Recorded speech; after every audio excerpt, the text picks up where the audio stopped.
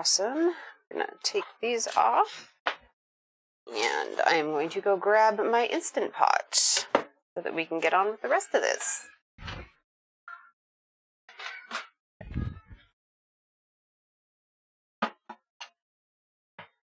Alrighty, so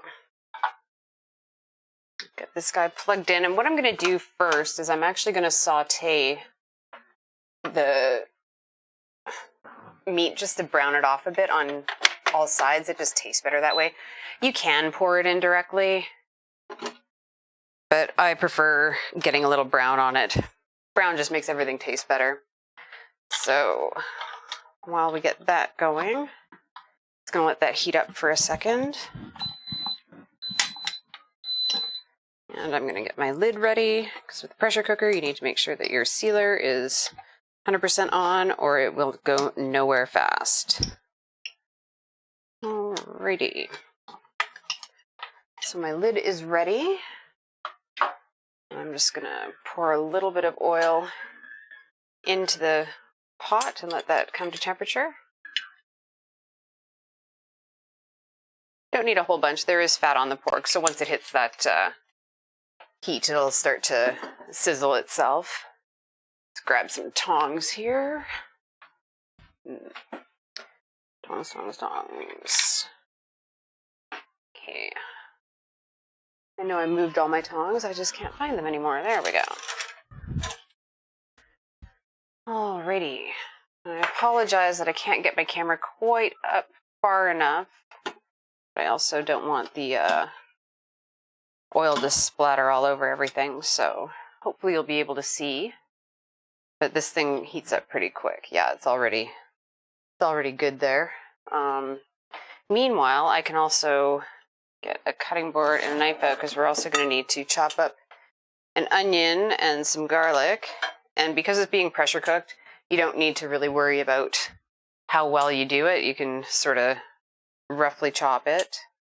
And this is starting to feel good. So it's one white onion. You can see that. I'm just gonna get this going over here.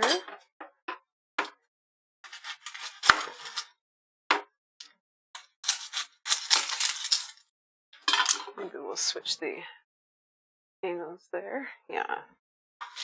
So we're just gonna get it chopped, and you just want it in chunks. You don't need anything fancy, because it's all going to pretty much disintegrate by the time it's all finished cooking anyways, so not a huge deal.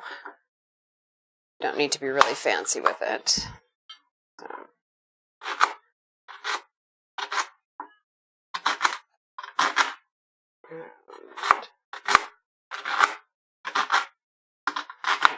Whoops. So I get onion all over the place.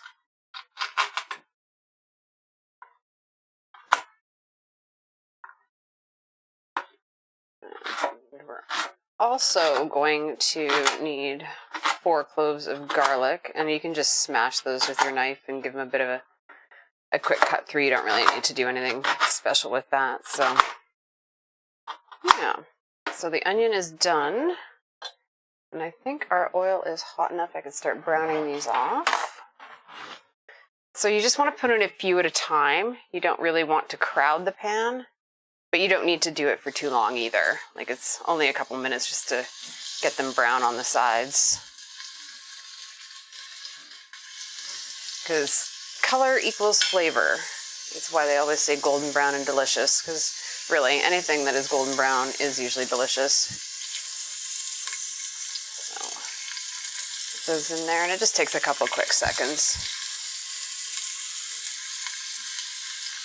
And while that's working, I'm going to grab a bowl to put them in.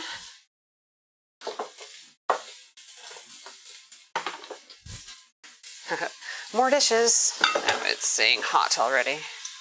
Yes, I know it's hot. That's the beauty of the Instant Pot, is it pretty much can't let you screw anything up, because it will tell you, oh, it's too hot, you got things stuck to the bottom of your pan, this thing will not work. And there we go. So we're getting a nice brown on these.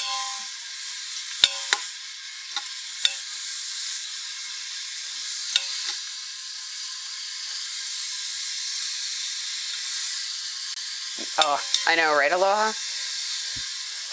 I didn't think, it's funny because I didn't think I'd want one. And I remember my mom was like, oh, do you want one? I'm like, nah, I'm good, thanks. And then she got one. And I was instantly, okay, this could be interesting. And then I saw the amount of stuff that she could do with it. And I'm like, okay, sign me up. So I got one too. So these ones are done. And I'm just going to keep doing these in batches until we get to the full pot. It's finished. Now, like I said, you don't have to do this step. You could just put them in straight. Totally up to you. Like if you don't have the time to do this, that's totally fine. I personally don't mind doing it. But that's just me. Like if you're a time crunch, and like also for a time crunch, like this is definitely something that you can do with a shorter amount of time. Like if you really want to do full-on legit carnitas, you would be doing it, you know, slow cooked for hours and hours, which you can totally do. Like I said, I'm doing this in the Instant Pot, but this is easily transferable. You can do it in your slow cooker on high for 5 or 6 hours or on low for 8 to 10, or you can even do it in a Dutch oven in your oven for 3 or 4 hours at about 275 would work just as well. Okay.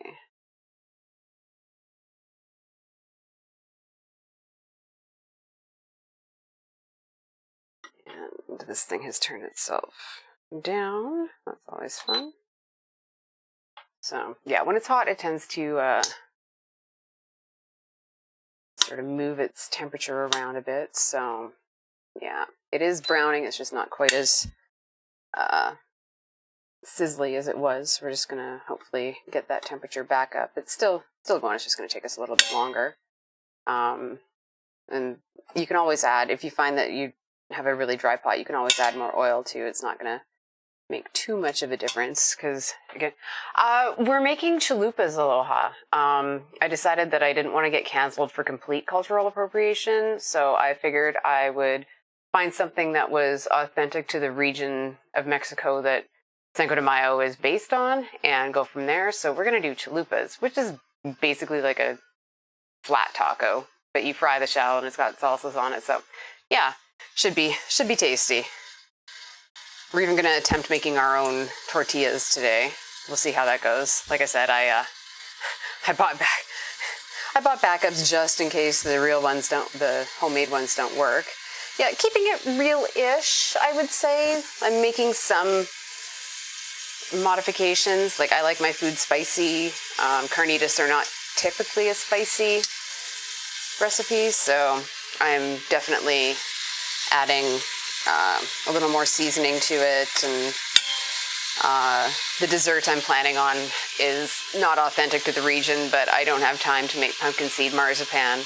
If you guys want to get out of here before midnight, yeah. So doing a few little different things, but yeah.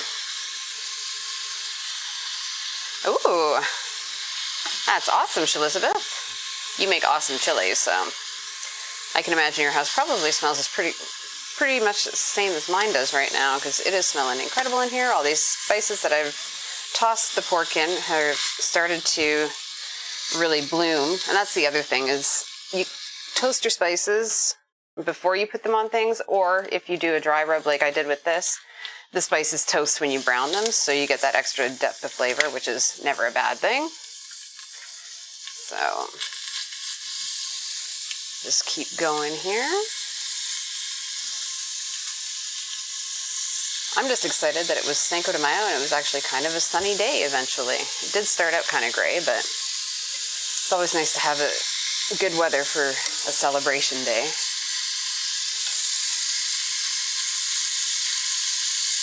And oh my goodness, it smells so good.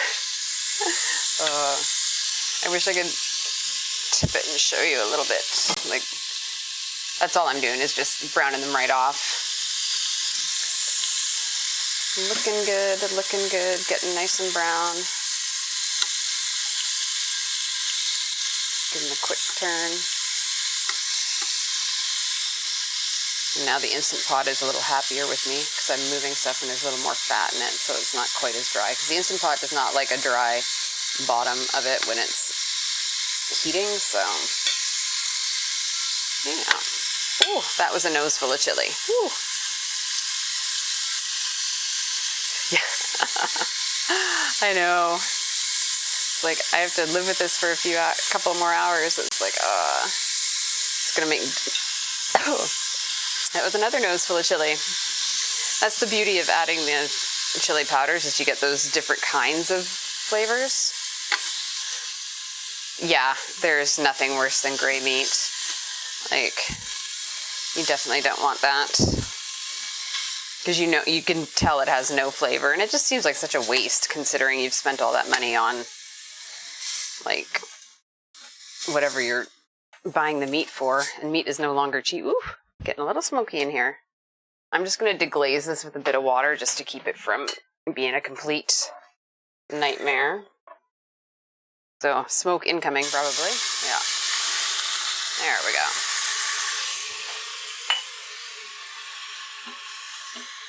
Perfect. Alrighty. And that'll boil off pretty quick here because it's nice and warm. And we'll get the last bit of this pork in here.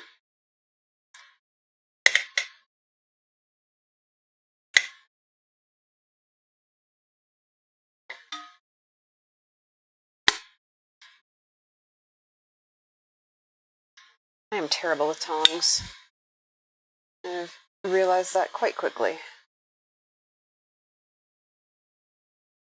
Alrighty. Yeah, that's much better. Starting to get a little too hot, and don't want to have burnt spices because there's nothing worse. Because if you burn something in the bottom of your pot, you pretty much have to clean it out and start over, because you will end up with that burnt flavor throughout everything. And it's funny because thinking about that, I was watching MasterChef Australia, which is my obsession this time of year every year. The new season just started, and the first guy to go home, that was his downfall, is he fried something, let it burn, and because he didn't have enough time, he just fried a second round of his noodles in the same oil, so everything tasted burned. And the unfortunate part is what he had made was really, really delicious, but they couldn't get over the burnt flavor. So yeah, definitely do not want that. Okay.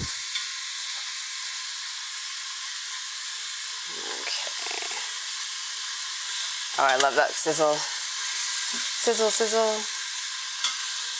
All right. And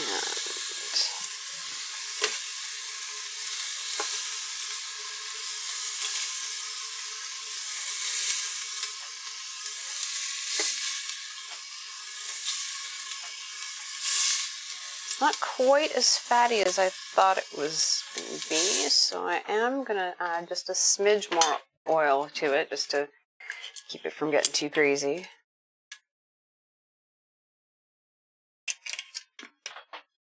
That way we won't have... There we go. Get that stirred around much better. Okay. And this is the last batch. Whoops. So I drop it all over the counter. Again, my tongs skills are not my best skills.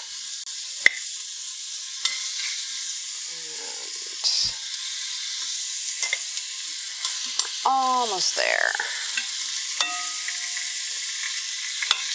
So we've got this going. Alrighty. Now I am going to move this bowl out of the way.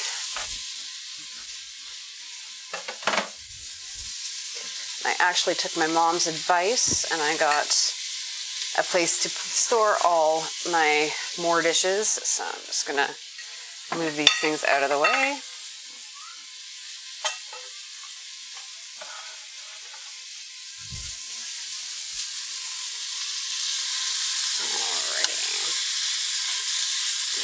Give these a toss. Oh yeah.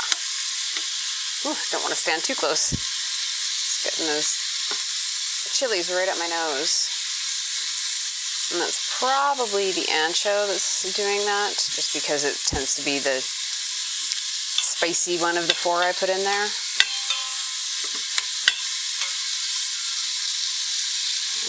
Okay. We're getting close. We're getting close. I'm so excited. Alrighty. Get this flipped. Yeah, no, I'm pretty excited about today because I figured I would do a couple things that I knew, like the carnitas and the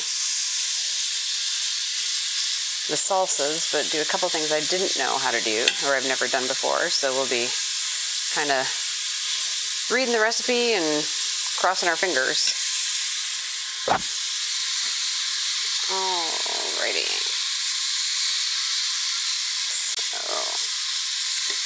So these look perfect. Just gonna get them out.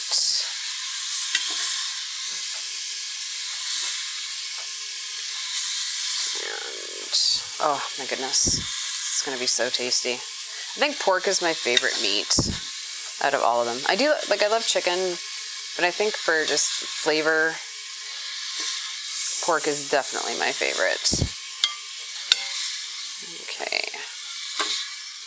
So, now that we've got that, I need to put some water in here to deglaze this again, because again, it will not do anything if it feels like it's got stuff stuck to the bottom. So I'm just going to do that. And I'm just going to grab a wooden spoon so that I can give it a bit of a stir around just to loosen that stuff. Because this thing it's very sensitive. I want you to treat it well, so do that. And now that I've got that, we're going to be pretty much ready to go. So I'm just going to pour in the rest of my liquid, which is a cup of orange juice. And my onions go right in on top. I'm just going to turn this off.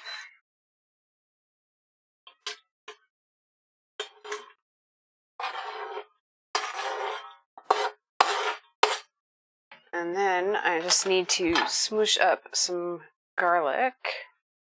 So I'm just going to take 4 cloves of garlic. You don't have to use that much, or you can use more if you like, and just give them a good whack. That'll help get the skins off. It's much faster and easier than peeling, bit by bit, because garlic is sticky and not a lot of fun if you peel it little by little. So and sometimes you need to give it more than one whack. Depends. This guy looks like he's being a bit of a problem, so we'll just give him an extra whack.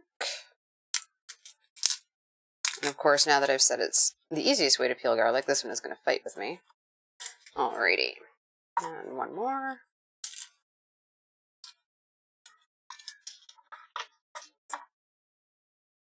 Just going to cut the little ends off. I don't think it really matters, but for me, aesthetically, I like to get rid of those. And let's see here. That. And then I'm just going to give him another whack just to smush him. And oops. This guy really doesn't want to cooperate today. And just going to give him a rough chop because it doesn't need to be anything fancy. They're going to disintegrate with the pressure cook, so just give him a quick cut through here.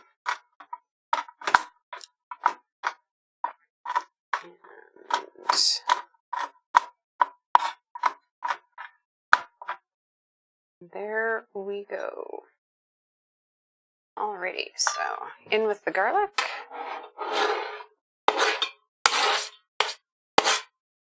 Let's set that aside. Make sure you get all that garlic in there, that's the best part. And then we are just going to go straight back in with the meat. And I know it doesn't seem like a lot of liquid, but the pork is going to release a lot as it's cooking, so put too much in, you'll end up with kind of a soupy mess, which is fine. You can reduce the stock down and, you know, make it into a sauce, but you should be good with just the cup of orange juice. And orange juice is a really great flavor. Like, it doesn't make the things taste orangey. It just gives sort of that sweet, citrusy note to it. So, just pack all your pork back in there. I'm doing it bit by bit here because I don't want to splash the camera or myself. And the other thing I like to add, because anytime I'm adding the juice of anything citrus, underground, yeah, you and me both. I'm looking at this going, oh my goodness. Okay. So, get this pork in there.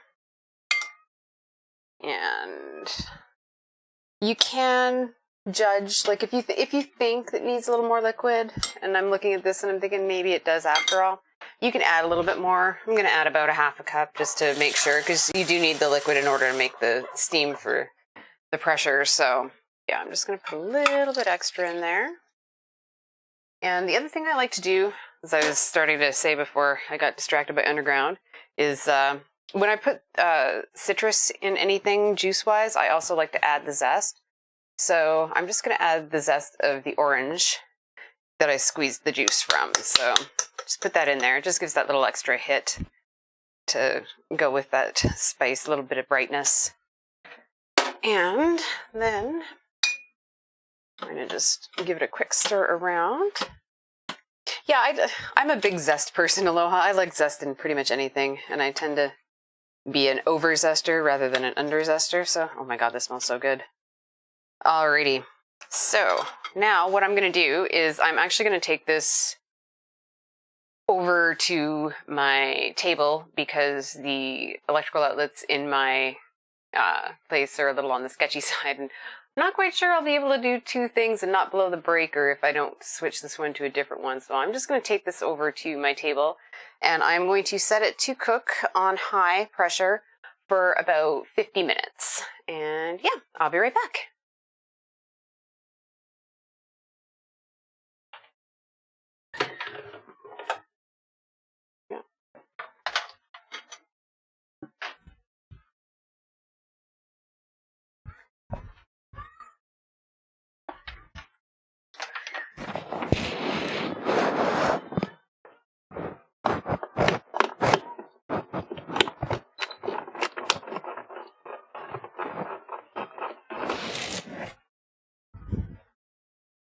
Yeah, I found out the hard way that I can't run my Instant Pot and my air conditioner together, so I also can't run my toaster oven and my kettle together, so yeah.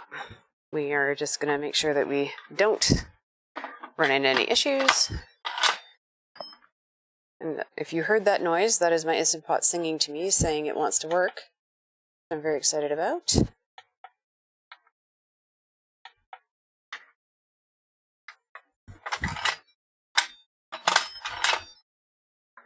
Okay. Pressure cook.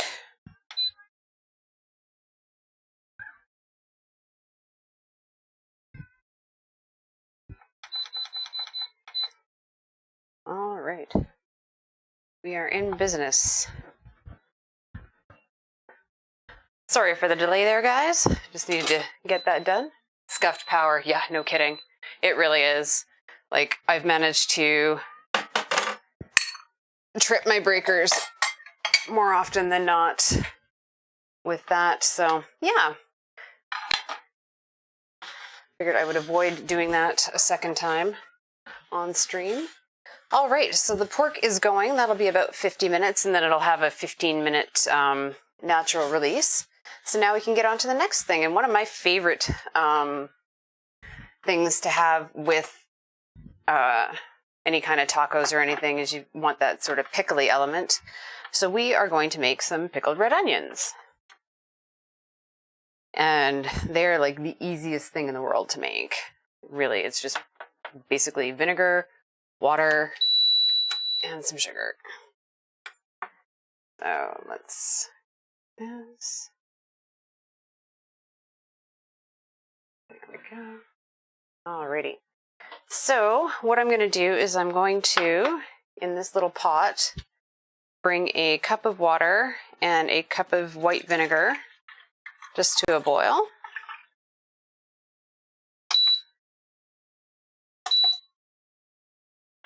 And to that, I'm also going to add 5 tablespoons and 1 teaspoon of cane sugar and a tablespoon of sea salt. Just going to let that come to a boil. Yeah, this is my favorite thing for everything Aloha. I put it, and I do the same thing with carrots and daikon for Vietnamese dishes. It's pretty much the standard pickle recipe for just about anything. Now we need to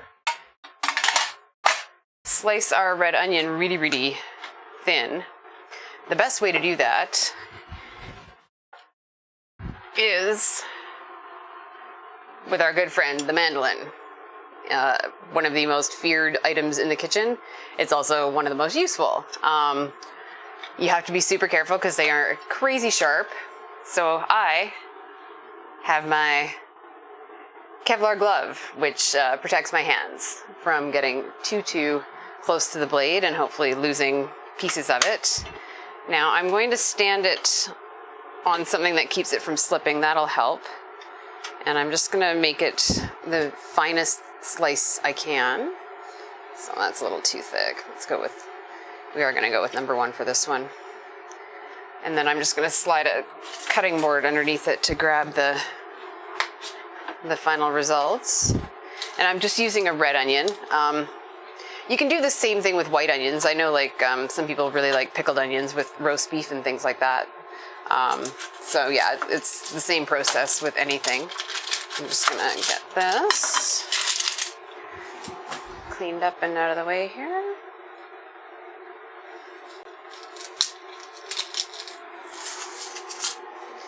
I was super excited to find red onions. It's been really hard to find really good red onions right now. Yeah, safety first, no kidding. You have to have cut-proof gloves.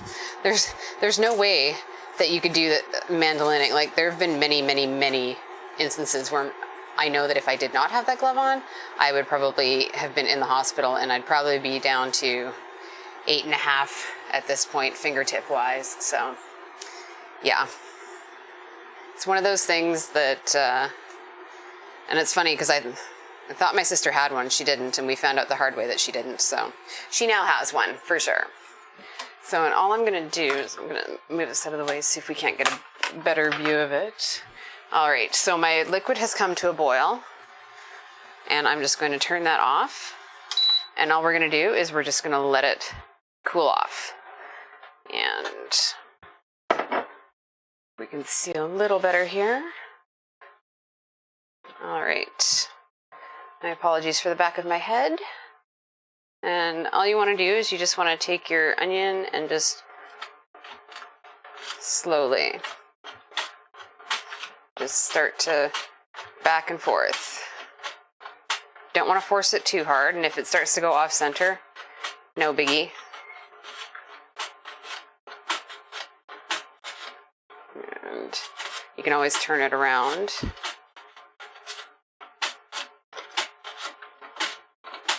Not the smoothest thing in the world. And I used to have a thing that you would stick into the food to help it, but I did not get it back after I had some things destroyed. So yeah. And once you get to the end of the onion, or whatever you're mandolining, you really want to make sure you're flat palming it so that you're not running. Yeah. Okay, that guy's a little... So you're not running your finger through it, because the Kevlar glove is good, but it's not perfect. Alrighty. I'm pretty happy with that. Just going to slide this guy out of the way. And there we are. Our beautiful slices of red onion. And now all we're going to do, so we're just going to slide them right into this bowl here. Ooh.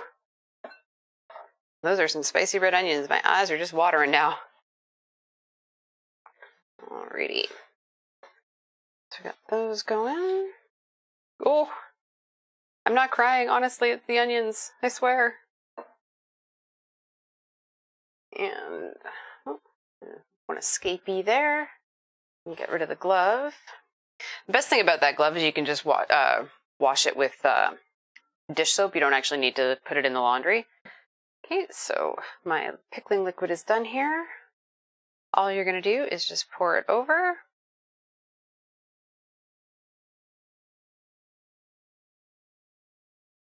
Just like this.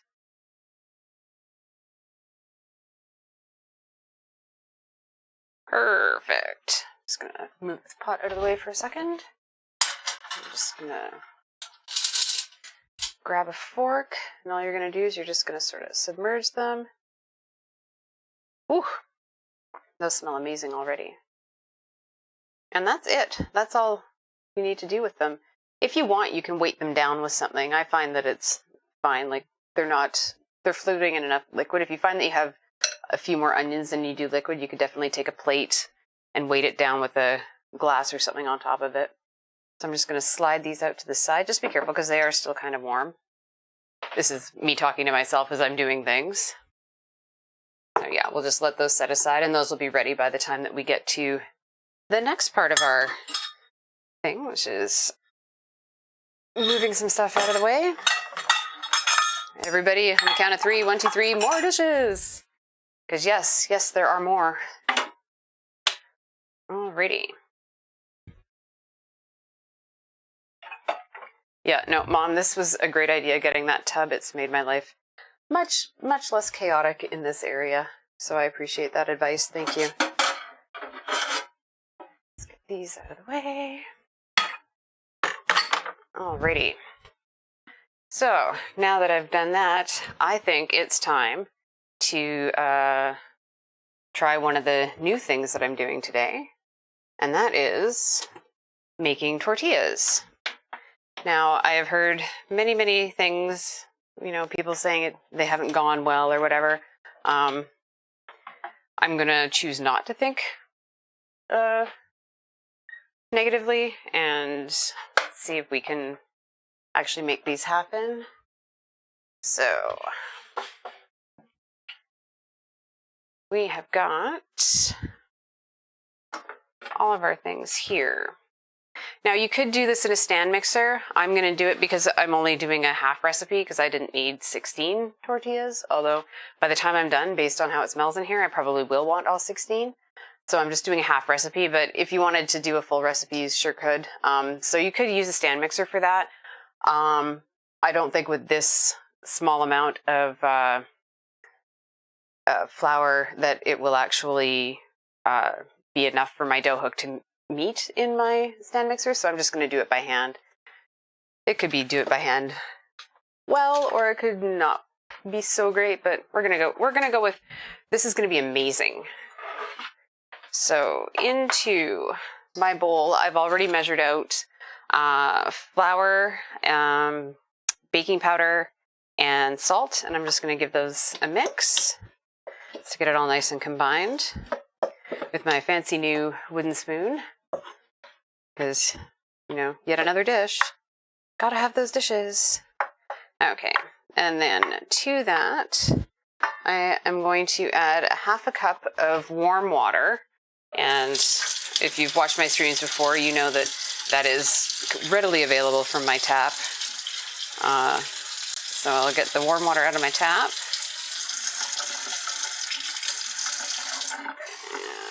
And you could also boil a kettle and then let it cool if you wanted to do it that way. So I've got half a cup of water that I'm going to pour in. And I've got 40 milliliters of olive oil. And you can use any oil you want for this. Vegetable, canola, olive oil. I just had the olive oil out for the other stuff I was doing. So I'm like, I'll just use that. And then you just have to sort of bring it up and around like this, it says, until it starts to form a shaggy dough. I'm taking its word that it will, in fact, form a shaggy dough. Just keep going. And it comes together pretty quickly because that is a fair bit of liquid for the amount of flour that's in there. It's not going to be a dry dough for sure. So I just want to get all that flour incorporated so it starts hydrating. And there we go. So yeah, that looks pretty good. That's pretty shaggy. I'm going to slide this off the spoon and get that incorporated in. And oh, it's so weird. It's so warm. I'm not used to warm doughs. Okay, because I usually let my mixer do the work, so anytime I'm making actual yeasted bread, the dough does get warm, but I'm not usually feeling it at this point. Alrighty, so we've got that done. And now I'm going to take out my trusty mat that I love so much. And I am going to just lightly flour it. Not too much. You want to make sure that you're not adding too much back into the dough, because that'll upset the balance with the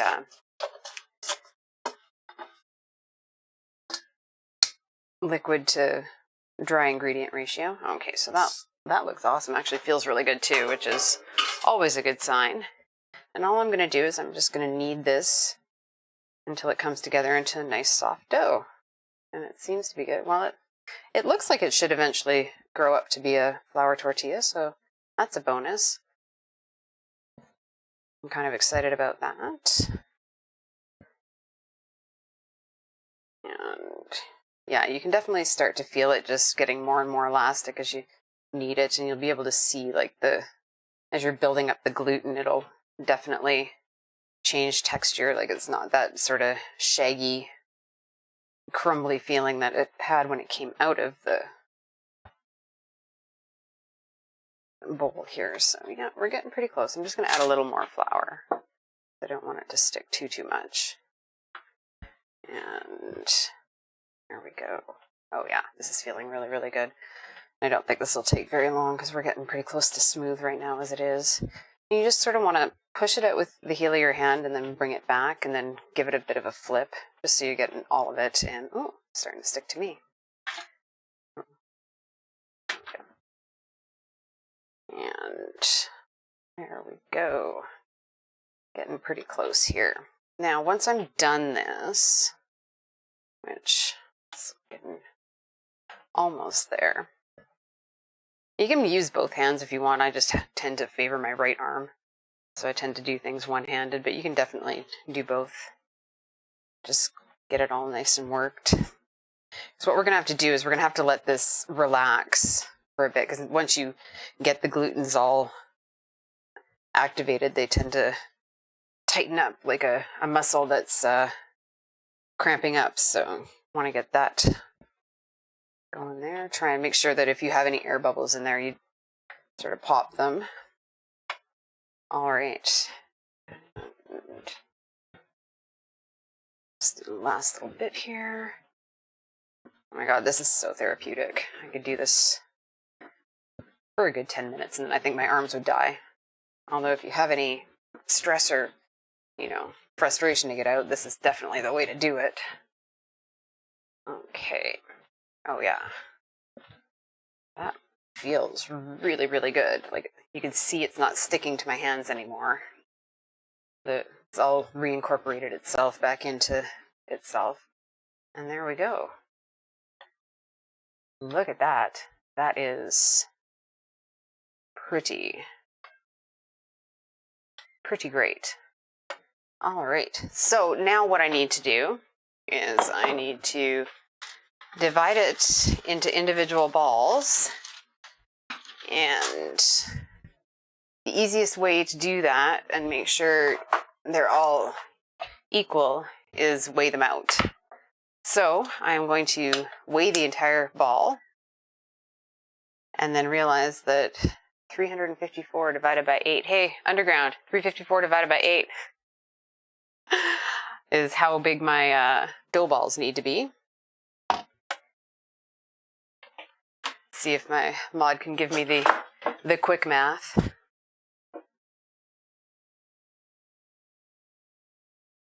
I'll start chopping them in. 354 divided by 8, please. I think I can pretty much sort of eyeball it. 44 and a quarter. Okay. So we'll go for roughly that. That's 34. Okay, maybe my eyeballs aren't quite so good. 40. 42. That'll do. How big's this one? 39. And it's pretty forgiving dough, so you can actually just sort of pick. That's 44. Okay.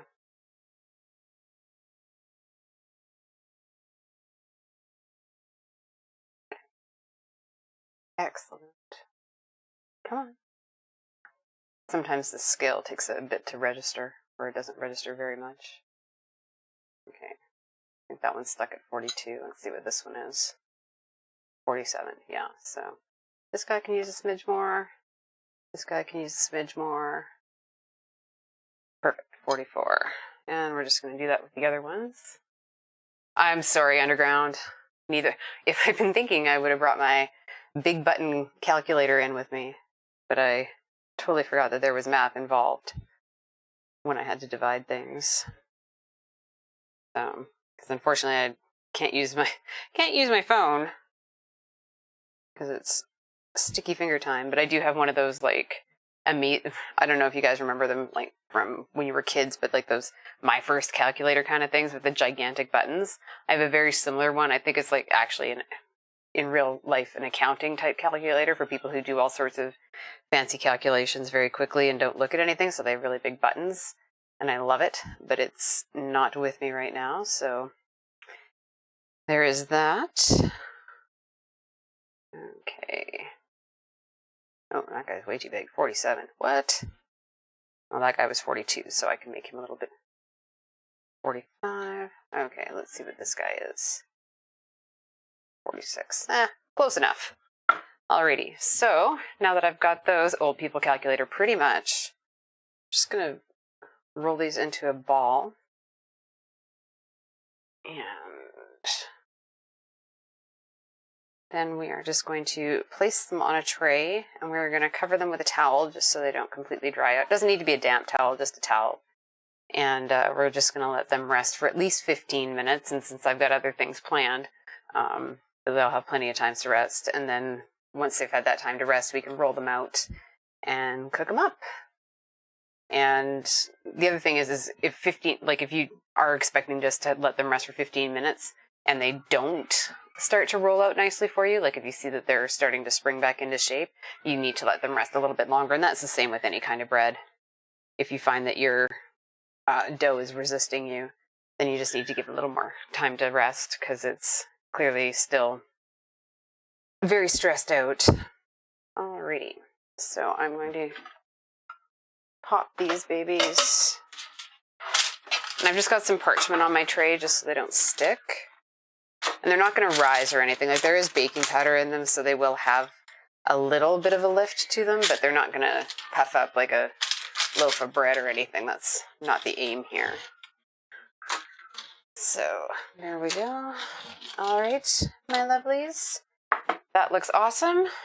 I am going to put you guys away for a nap. And it is time to get on to the next thing. Woohoo! Alrighty, since I'm going to need this, I'm just going to slide this aside. I'm not going to put it too far away, because we will eventually need it for rolling those out, and also for doing the sweets later.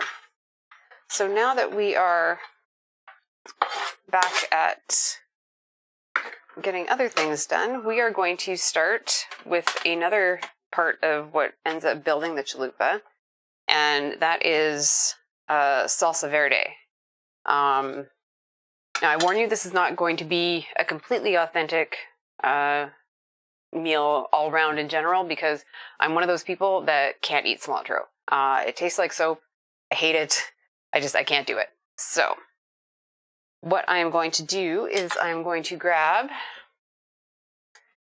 I have tomatillos. Yeah, it tastes like soap. I can't handle the smell. I can't look at it. It just, yeah. So unfortunately, it makes for less tasty things for people who do like it. But yeah. So what I'm going to do is I'm going to start off by, I've already peeled the husks off my tomatillos. And then I'm just going to quarter them. And I'm also going to stem. Yeah, we'll pretend it's there. Yeah, you know what? I've actually had success adding parsley instead of cilantro when you need that sort of fresh greenness. But for the most part, I just leave it out because I can't worry about it too often. And to me, if I've gone this long with not adding cilantro to anything, I'm usually okay with not having the rest of the substitutions that are possible. So you're just going to take these tomatillos and quarter them. And I love tomatillos because they're that sour sort of like fresh, zingy flavor. Can't really go wrong. They're super hard to find around here. We're really lucky we have an excellent Latin market. Tienda Latina over on Argyle and 99th, and like they're from Mexico, and the store, it's literally like walking into a grocery store. What I would imagine, I've never been to Mexico, but what I imagine it would be like there. So, oops. So I'm just going to quarter these. And it's about a pound of tomatillos. And you could buy all of these sauces pre-made, but there's just something so satisfying and better tasting. Elise is watching me on her TV. Oh, that's awesome. Okay, and then also quartering the jalapenos. Yeah, it's just around the corner from the yarn store. So I'm going to do it this way, but you could just cut 4 cylinders if you like it better that way. So there we go. So we've got our quartered jalapenos, our quartered tomatillos. Just going to slice those. And I use gloves, obviously, because I've got hot peppers and I don't want to accidentally touch them and then touch my eye. Just going to slide that out of the way for a second. And then what we're going to do is we're going to bring back the trusty induction burner. Has she joined Twitch, Mom? That'd be kind of cool. Yeah, so bring back the induction burner. I see that my pickling liquid got a little aggressive, so I'm just going to give it a quick swipe before I start her up again. I love this thing. If you need an extra burner or something that you can work on somewhere else and don't have a pacemaker, I highly recommend getting one of these. It is literally the greatest. All right, so what I'm going to do is I'm going to take the tomatillos and the jalapenos and just dump them into a pot. And then I'm going to cover them with water just so they float. You don't want to have them like in a ton of water, but you want them just floating. And then all I'm doing really is blanching them just to get them soft, because tomatillos are pretty, we'll go with toothsome. They have a lot of bite to them, so you need to soften them up if you're going to make them into a salsa. So let's get that there. And so just fill it up with cold water till they float.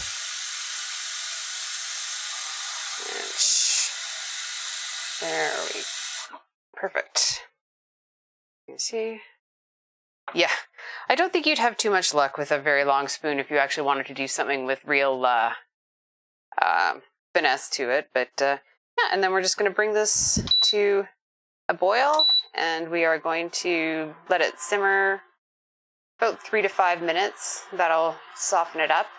And while I'm doing that, I also need onion for this, and I also need onion for a couple other things we're doing, so I'm going to chop up the whole thing.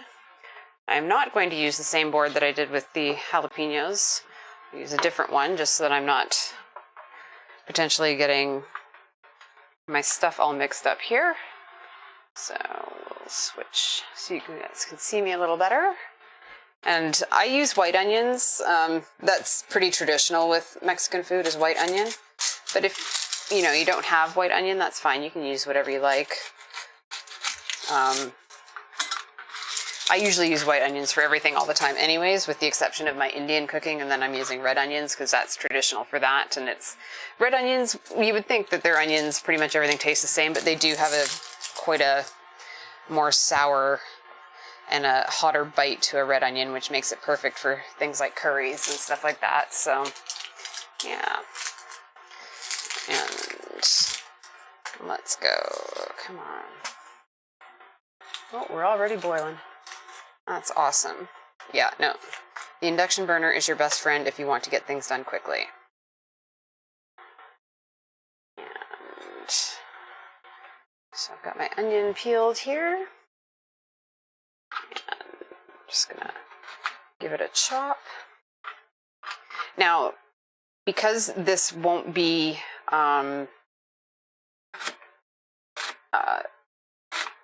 going in cooked, you do want to give it a little more attention, cut it a little finer. It doesn't need to be like super fine, but you don't want like huge chunks either. And so just get those, and I'll give all of those people with really good knife skills a little bit of the heebie-jeebies here as I do that. And then we're just gonna... Now, I subscribe to the Jamie Oliver way of cutting onions for the most part. I remember watching his show one time, and he just did like a quick big chunks and then just run your knife through it, and that's pretty much the way I do it most of the time. I'm not really particularly worried about what my onions look like. Okay, so got those. I'm just gonna grab a bowl to set those aside because those are for other uses. And then I'll get this one. How are we doing with the boiling? Yeah, they're looking pretty good. And you'll see that the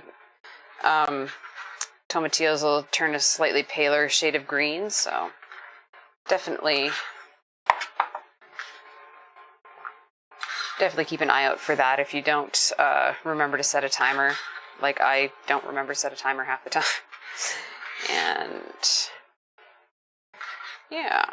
Alright, so we've got that set out of the way. I'm just going to give these a bit of a poke, just to make sure that they're moving around. Oh, woo! You can smell that jalapeno. These are strong peppers. Alrighty. So we've got that, and as you can see, they're still just starting to come to a boil here, so we've just got a couple seconds of waiting, and then I'm just going to double check my steps here to make sure I'm not missing anything, because I do have everything written down. I want to make sure that I don't forget anything. Okay. So, we are good. So these will probably take another 5 minutes, which will give me time to do the rest of my onions. And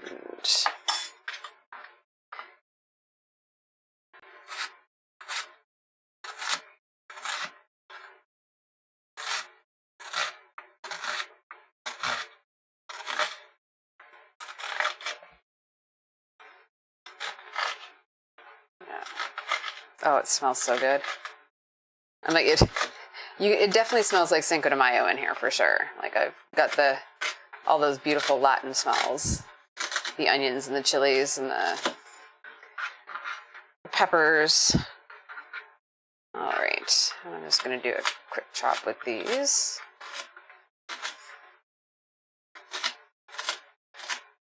And like I said, they don't have to be perfect, because they are going to be tasty. If you're doing it to show off for people, then absolutely make them perfect. I'm more concerned about them tasting good. And as long as you use really good quality stuff, you should be safe with that. And I know that I've mentioned it before, but I am super excited that it's finally getting to be farmers market season everywhere. Like, not just the indoor ones, but the outdoor ones too.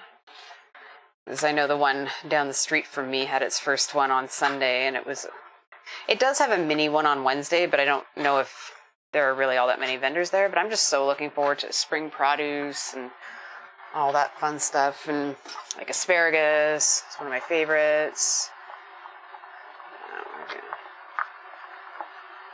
And all the peppers and the lettuces, and yeah, like sort of May to August are my favorite times of year. A, because it's summer and it's warm and I hate the cold, but also because I love all of that beautiful fresh produce that you get at this time of year. Like, and we're lucky, we do have a lot of greenhouses around the province that continue to produce really well all year round, but there's nothing quite like something that's come off the farm fresh as opposed to out of a greenhouse. And I'm not knocking the greenhouses, because I definitely love their stuff in the middle of winter, but it's just something different about it actually coming out of the ground, especially when it's asparagus season, because asparagus season is literally like 6 weeks. So if you blink, you miss it. And that's assuming that you had a good enough winter for it, because you had to have a cold winter, but not too cold, and you had to have enough snow, but not too much snow, and then you had to have melts, and then get done in the spring pretty quickly. So yeah, there's so many factors with that. Alrighty, I think we are looking pretty great here. Yeah, just a couple more minutes. And there we go. Yeah. And as you can see, like, they're starting to get soft looking on the inside, so that's exactly what you want. Oh, you got a strawberry plant? Where'd you get it this year? I know that strawberries were sort of the hard thing to find last year, but once you found them, you got an awesome one. So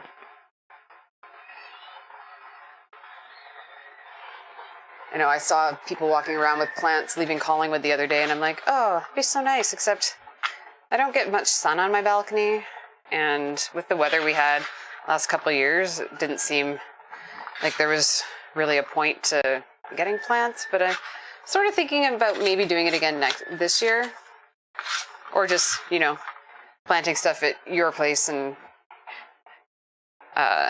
stealing it, because you have that great south-facing deck. Oh, save on. Yeah, the one over in the Hamptons, I've never seen plants at Save On, really. Okay, so we've got the onions cut and out of the way. Just going to slide this so it's... And I'm going to grab a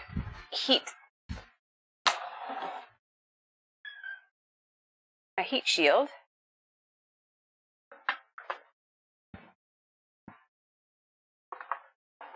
That I can put my pot on, so that I can put it on the counter here. Alrighty, so we are good. I am happy with how that looks. I'm going to take that off. I'm going to move this guy out of the way. Oh! Like, the herbs are already in it, you just have to not forget to water it? Yeah, definitely have to get all your hot peppers again. I'm just going to move this guy out of the way for a second here. He'll be back. Never fear. And so what I'm going to do now is I'm going to bring out the big guy, the Ninja. It's my blender. And I'm actually going to move him over here because he's a little tall. And if I put him over here, you'll probably be able to see him better. So I'm just going to, with a slotted spoon, they say. Does she have a slotted spoon? Yes. Okay, so just going to grab these out of the water because you don't need the water anymore. And I'm going to put this in here. Now it says in the recipe to add one of the jalapenos and see if that's hot enough for you. And then you can add more if you like. I'm just going to go for broke and put them all in. Oh, sweet. Yeah, I like that. I had a lettuce bowl that was already planted and ready for me to grow a couple of years back, and it was awesome. I loved that. There we go. We're going to scooping these.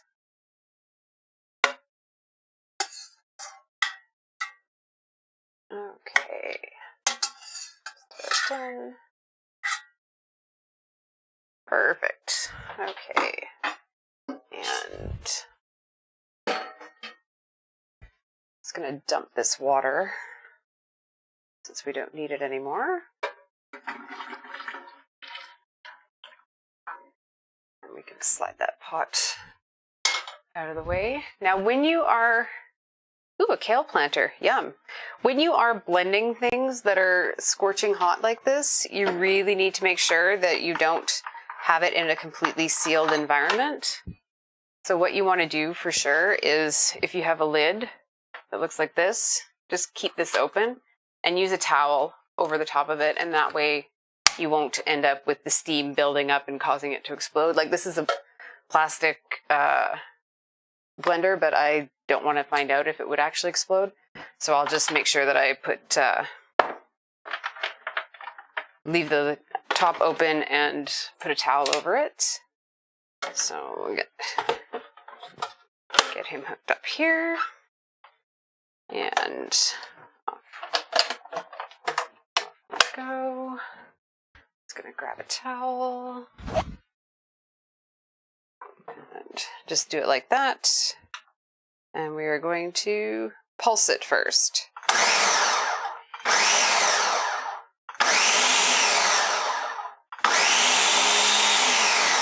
Okay, and once you get that sort of consistency, kind of liquidy, as you can see, then we're going to add our onions. And yeah, you can see the steam just rising from it, so you really want to make sure that you're careful with that.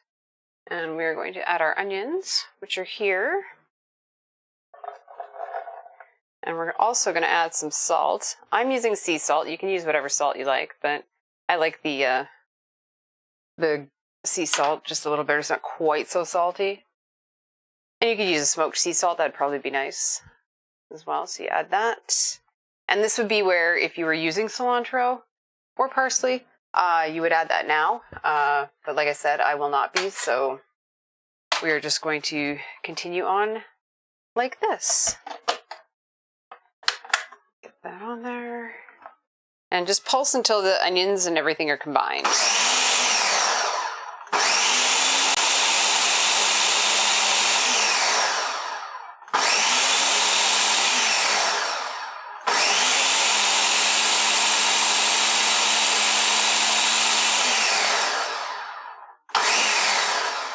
Oh, that smells so good. Okay, so we're going to take this off. And since I'm going to need this for the next thing I'm making, I'm just going to give it a quick rinse. Let it set for a minute. And we are going to just pour this into a bowl, and it will be ready for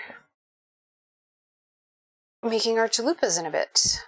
And yeah, that really splashed up because my towel is now covered in tomatillos, so definitely want to be careful about that. So I'm just going to take this and grab a spatula because you want to get all that goodness out of the bowl. Let's hope I have a big enough bowl. I'm just going to take my blade out. I love this blender. because the blade comes right out, so you can actually get directly into your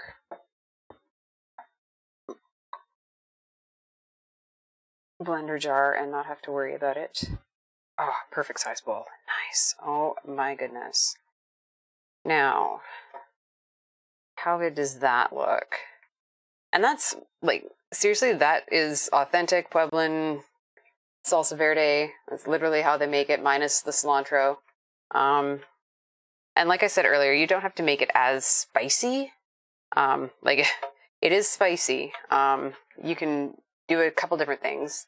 You can either completely de-seed your jalapenos before you blanch them, which I didn't do, or you can also just use less of the jalapenos. And, oh, that is so good. And you've got those little tomatillo seeds, which just add that little bit of texture when you're eating it. And now I have to taste it. And you want to taste it and salt it, you know, as needed, and see if there's anything else you would add to it. It's still really hot, so I'm a little nervous.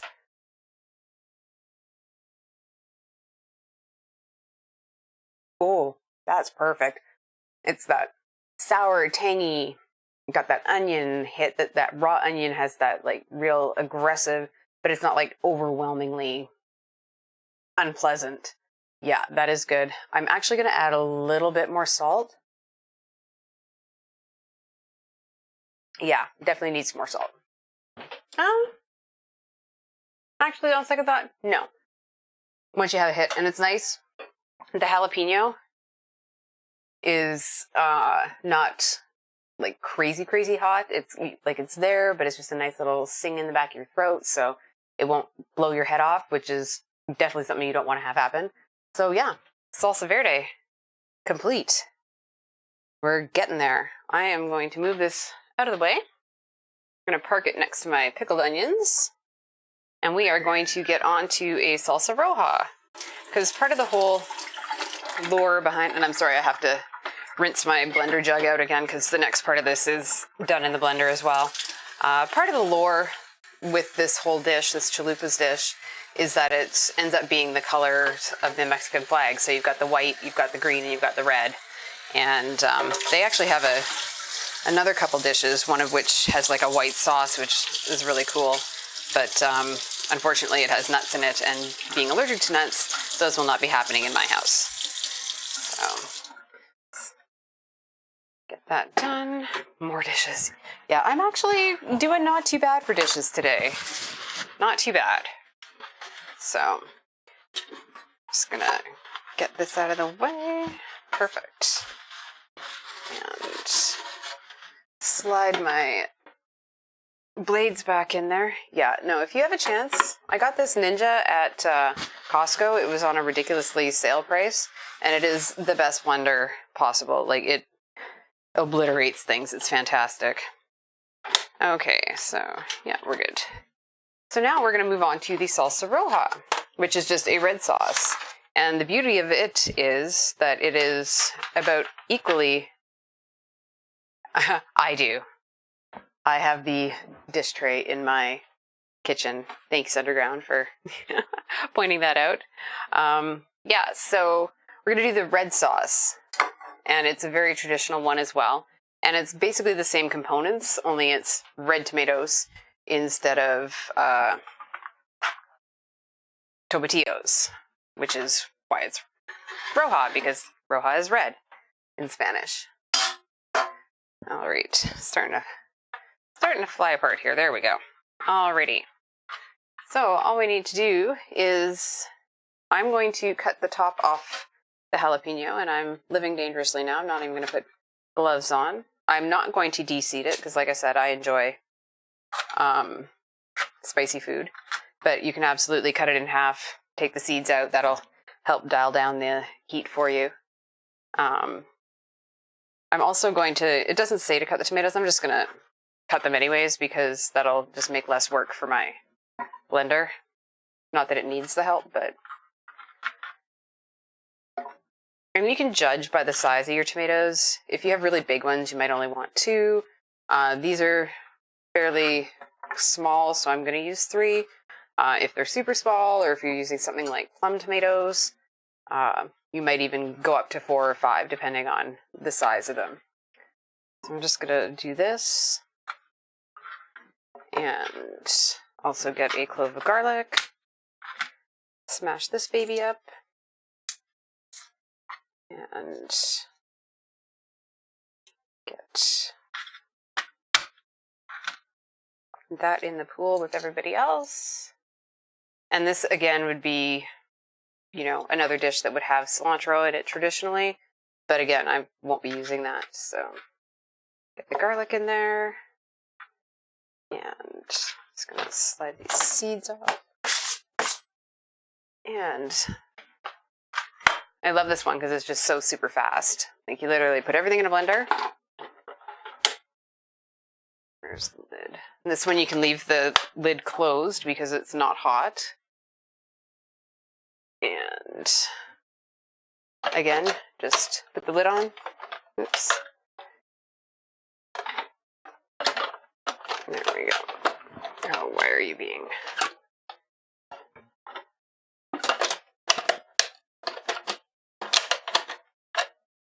Oh, now we want to fight. Okay. There we go. You have to line up the little arrows, and apparently I wasn't doing that, so that was all my fault. And again, you're just going to pulse it until it all chops up.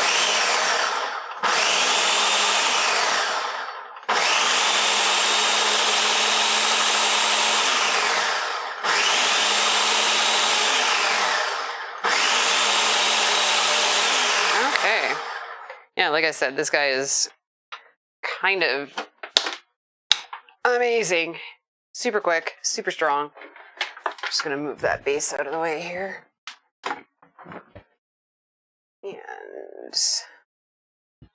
take this out, and we'll be done with the blender for now. And take the blades out. And then now, what we want to do is the opposite of what we did with the tomatillos, is we blanched them first and then blended them. We're going to blend these and then cook them down, which will make them much tastier and cook out some of that really acidic raw tomato-iness, which I'm not a fan of. I can't eat raw tomatoes. I don't like tomatoes in general that way. I can eat anything made with tomatoes. I love sauce, salsa, all those sorts of things, but I can't eat a raw tomato. So it's just, I don't know whether it's the acidity or whether it's the texture, but I'm actually going to do this not on top of the induction burner so that I don't splatter everything. I'm just pouring all of this stuff that was in the blender into the pot. Oh my god, it smells so good in here.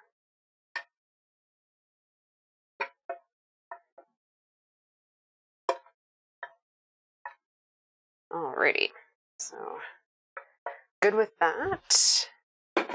And then all you want to do is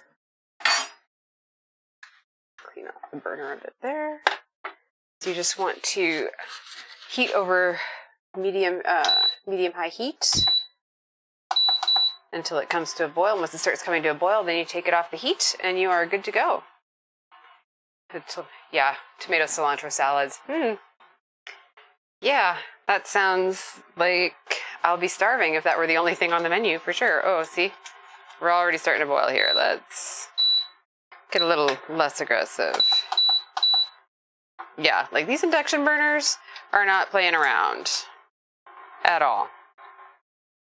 So I'm just going to grab the spoon here just to keep it moving, because I think everything's going to end up wearing it if I'm not careful. Myself, the camera, the laptop. Alrighty, how are we doing here? So we've got, yeah, I think it's a little less.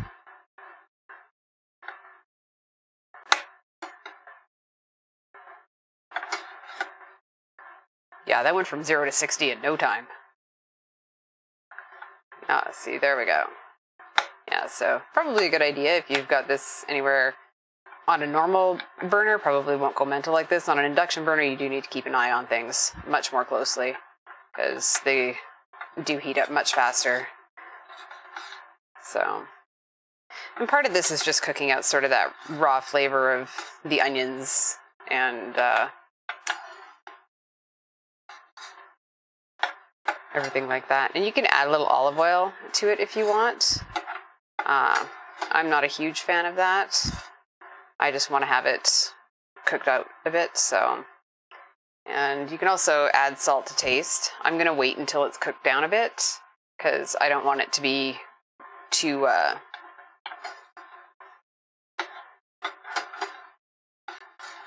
too salty, and it's easier to salt. Sometimes it's good to salt along the way, but with things like this, I find you have to let it reduce a bit before you salt it, because you can end up concentrating it. And sometimes when you get it really, really concentrated, that really amps up the effect of the salt. Okay, ooh. I feel like I'm watching like an alien movie or like the Sarlacc pit or something. It feels like it's being just randomly bubbling, like I'm just gonna bubble here. I'm just gonna bubble here. But, and the funny thing is with an induction burner, it sort of cycles through things, so you can see when it's cycling through its magnets getting hotter phase and then stopping. So yeah, we are cycling back and forth here. And you can see that it's starting to lose that sort of pinky color, and it's getting a little thicker. So, oh, it smells so good. I love this. A new kind of garlic squisher, Canadian Tire. What kind of garlic squisher? Come on. I just saw that. Like, you know what? For every gadget that I love, probably any gadget that has anything to do with garlic, I will hate. There's literally not a garlic peeler, squisher, smasher, smoosher, whatever, that I have ever found that works well and is easy to clean. Like, if it works okay, it's a nightmare to clean. If it works like garbage, it probably is also a nightmare to clean, but I find most garlic things just don't work at all. And I am a big fan of the back of my knife, give it a smash, and if it needs to be chopped up really, really finely, and it's raw, I will actually just grate it with a little teeny tiny grater, or usually it's going in with a bunch of other things into a dish. I'll just chuck it in the food processor and grind it all up together, because nobody's got time for that. And as much as I love creating dishes and make more dishes, I do not want to add useless garlic tool to that list. So yeah, oh, we're getting good here. Yeah, oh, that jalapeno is really cooking through now.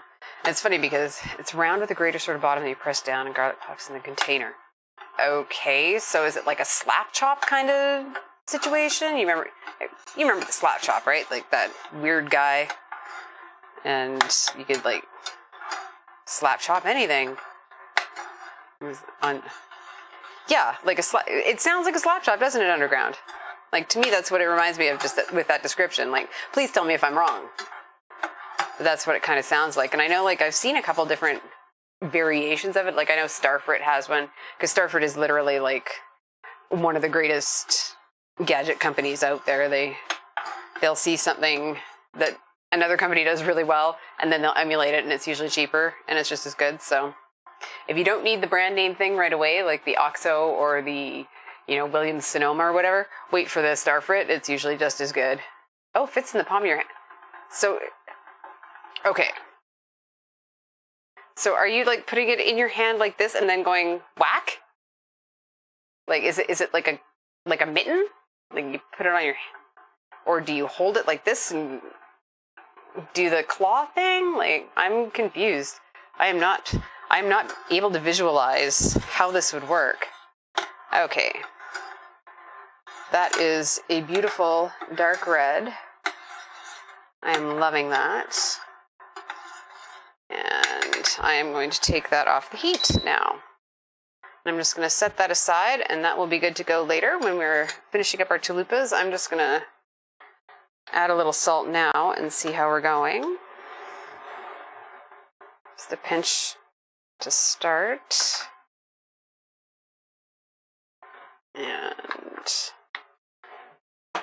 And I believe our trusty burner friend here has... Oops. I need to figure out a better way to plug that in. Sorry, guys. That's always fun. A little bit of adventure camera. Alrighty, so I think we are done with this guy today, so I am just going to slide him out for now.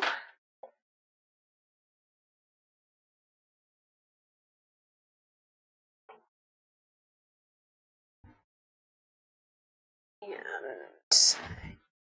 slide you over. Yeah, that looks really nice.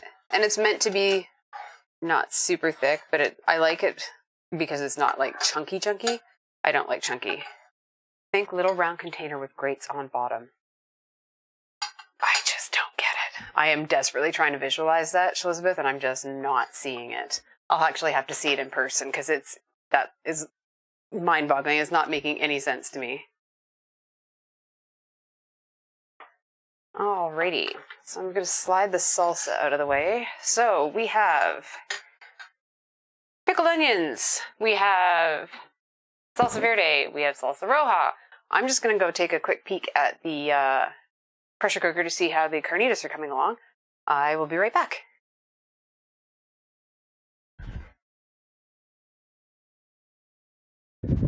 Perfect. Alrighty. So it says we have 8 minutes left, and then it needs about 15 minutes to do a natural release. So I think it's time to get back to our tortillas. It's been more than 15 minutes and they've rested, so I'm going to get those on the go. I'm just going to give my hands a quick rinse here, because I don't really want onion and jalapeno flavored tortillas, although they'd probably be delicious, but not what I'm aiming for today. Perfect. Alrighty. So, bring these back.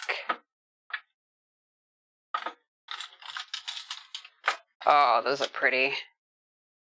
Yeah, we've got not resisting, so we should be okay. Yeah, and that's how you tell that your gluten's relaxed, is if you put a dent in it and it doesn't spring back. If it springs back on you, it's obviously still too tense. Perfect. So, get that out of the way. We're going to start rolling these babies out. Grab this. And basically, like you do with any other thing that you roll out, you just want to make sure that you have a non-stick surface. So I love this silicone mat, and I also flour it just to be certain. And I also flour my pin.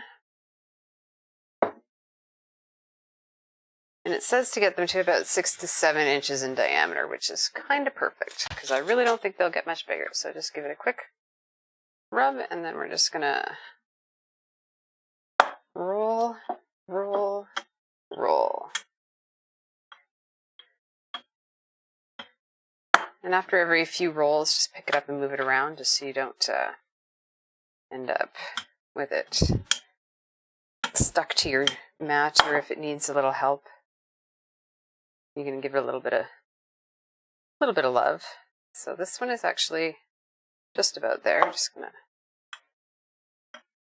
do that. Now I know that flour tortillas are not traditional, but I, along with not being able to eat cilantro, also cannot eat corn tortillas. There's something about corn and that, so I cannot eat those. You could also do this as a tortilla press, but I don't have one of those, and I figured I would try it this way first, and then if I really enjoyed it and they actually turned out, I would consider buying yet another gadget.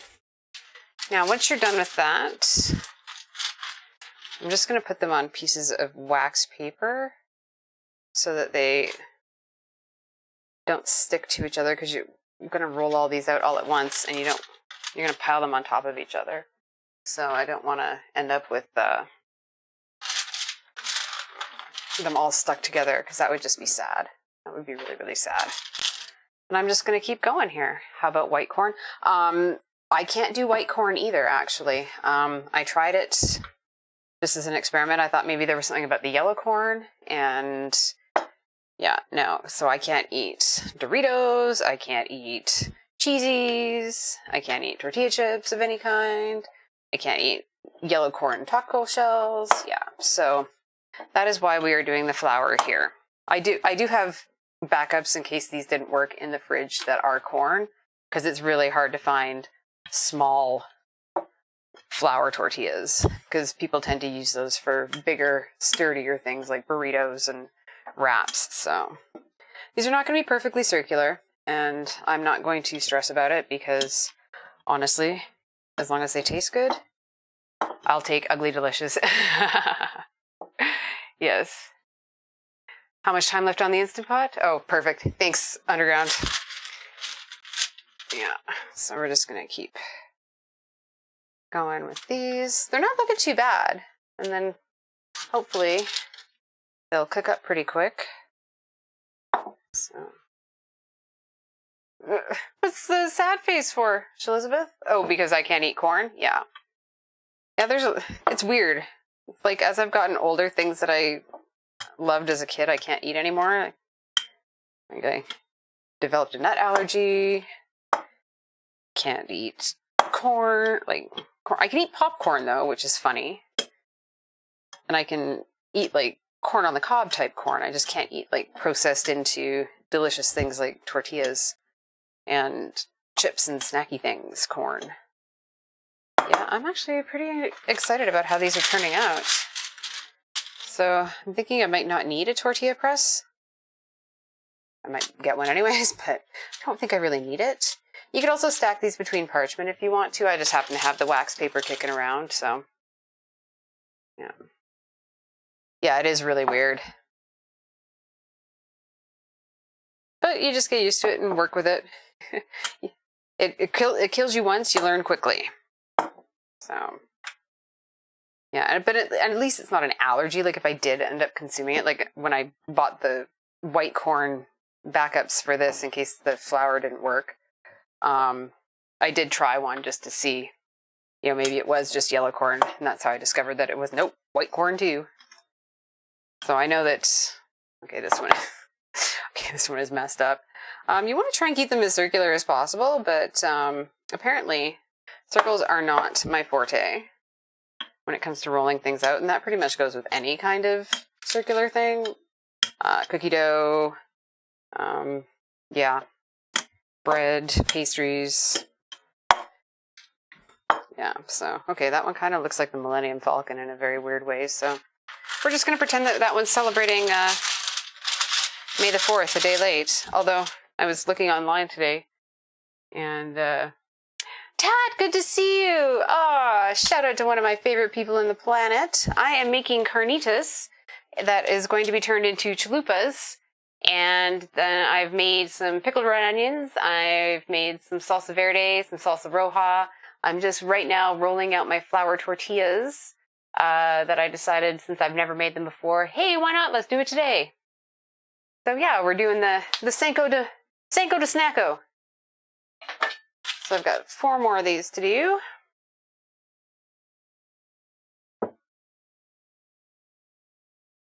You just get home from work, Tat?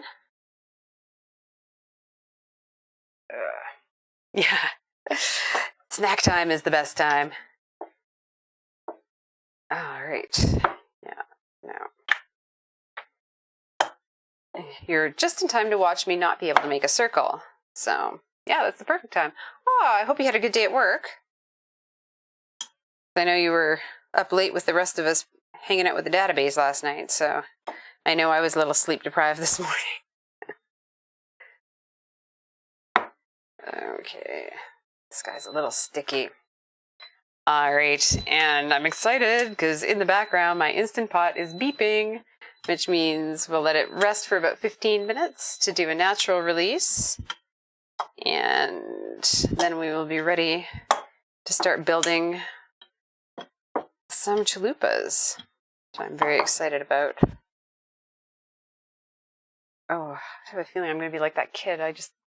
Yeah, oh yeah, last night was hilarious. It was so good. So good. Like, if you missed last night, you definitely need to go to the Database channel and click on their VOD and watch that from start to finish, because it is just amazing.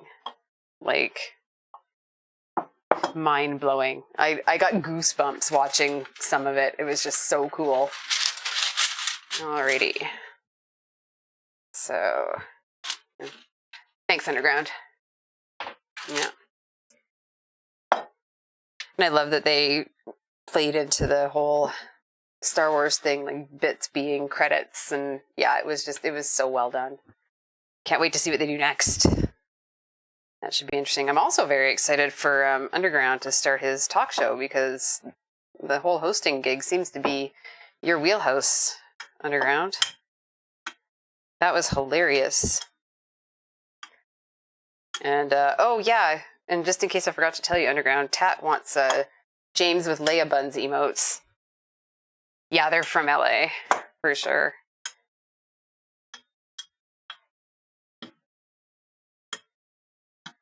I'm hoping someday they'll be able to steer their spaceship up this way, so that we'll actually get to meet in person. Okay. These are not looking too bad. I'm actually having kind of confidence in this. What I am going to do before I roll out my last two is I'm going to roll out one, and then I'm going to get my pan on, because what we're going to do is we're just going to put them in a dry pan. Yes, I think a James with the Leia Buns would be an amazing emote. And I was very excited. I now have two emotes. Twitch is taking their sweet time approving mine, so I'm hoping the rest of them are coming, because they are pretty awesome.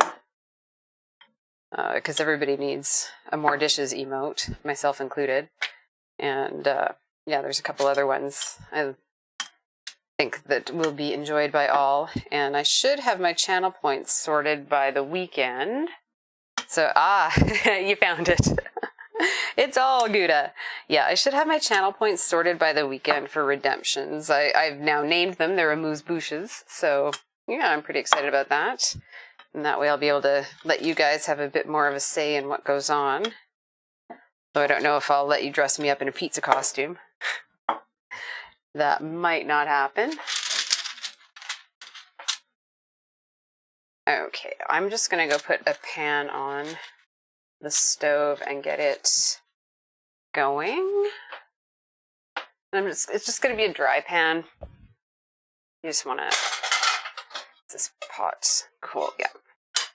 That's the great thing about these induction pots, is they get hot really fast and they cool off really quickly. I'm just going to put this on a medium-high heat, just to get that going.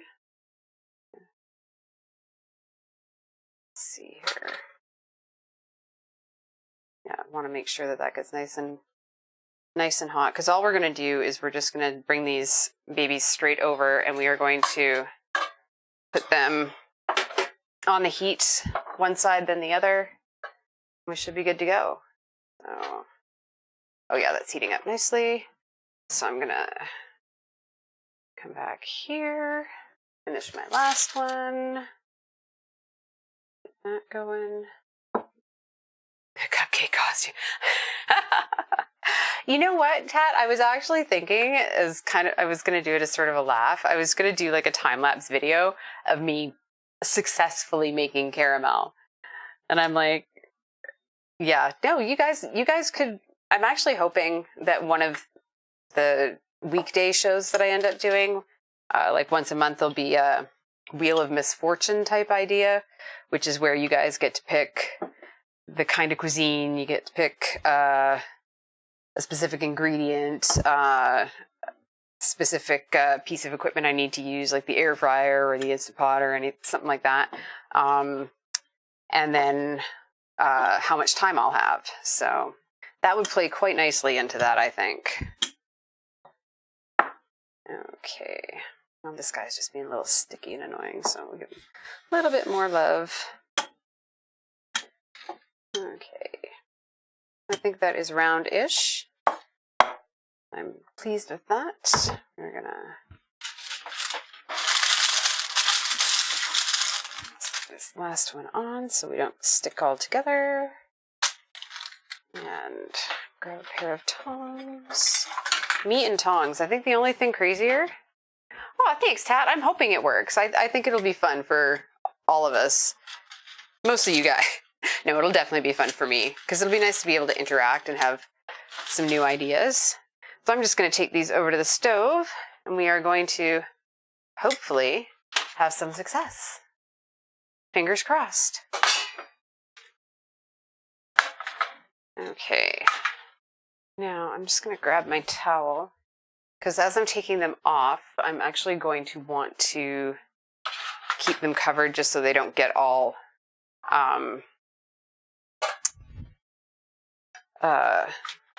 dried out too quickly. I'm just going to grab a plate to put them on.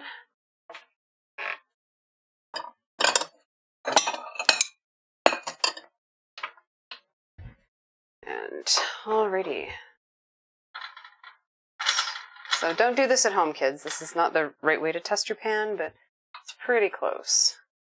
Now I've started at about a medium high. Like I said, my stove is kind of ridiculous, so it may or may not take 45 seconds to a minute. All you're looking for is just for it to bubble up slightly and get a few brown pockets on the bottom. Like you're going to see it's already starting to bubble there and there. Yay! I always love when I'm telling you things and they actually happen. That's always a bonus. Okay. Yeah, so it says about 45 seconds to a minute. You can set a timer for it if you're smart. If you're like me and don't think about it, just sort of keep an eye on it. Because mine are a little thicker, they might take a little longer. But for the chalupas, I wanted them a little thicker so that they'll hold on to the salsa and things that you're going to put on. Because chalupas are actually pretty cool. I had no idea what they were. I'd only ever heard of them from Taco Bell, and Taco Bell is never a good indicator of what Mexican food is. Like, if you're getting all your cues from Taco Bell, you might want to look somewhere else, and that is going to ruin my chalupa, my shells. So I'm just going to pick it up. Yeah, it still needs a minute. And you just want to do this in a dry pan. You don't need to add any oil or anything. And just like any flatbread, yeah, they're starting to bubble up nicely. So these are going to take a little longer than they would normally if I'd rolled them a little thinner. But yeah, I'm just going to check my phone went weird so I can't see my chat. So see if I can get back in here while I'm waiting here. I apologize. See if I can get this going here again. All right. There we go. Chat is back. As I heard an email come in from work, so I was worried that I was missing something. I'm so hungry. Are you eating now, Mom? Sorry, I'm missing some of the chat here. Oh, Julie. Oh, what'd you put in it today? Yeah, no, I totally did too. Tat, I thought they were a made-up thing, and then when I was reading about what Cinco de Mayo actually is about, I discovered that, yeah, apparently they are genuine, legit food, and Taco Bell just managed to bastardize them like they do everything else. Oh, now we're getting those nice bubbles. I'm just going to hit the heat up a bit. You can do that yourself, too, if you find that taking a little longer or if you're a little thicker, because we're going to be here for 8 hours if this does not go as planned. Oops. Okay. Yeah. No, I don't know why I picked up those tongs again. I need to be stopped. Should not be allowed to use those. I managed to ruin that. Okay. Yeah, we're getting nice and bubbly.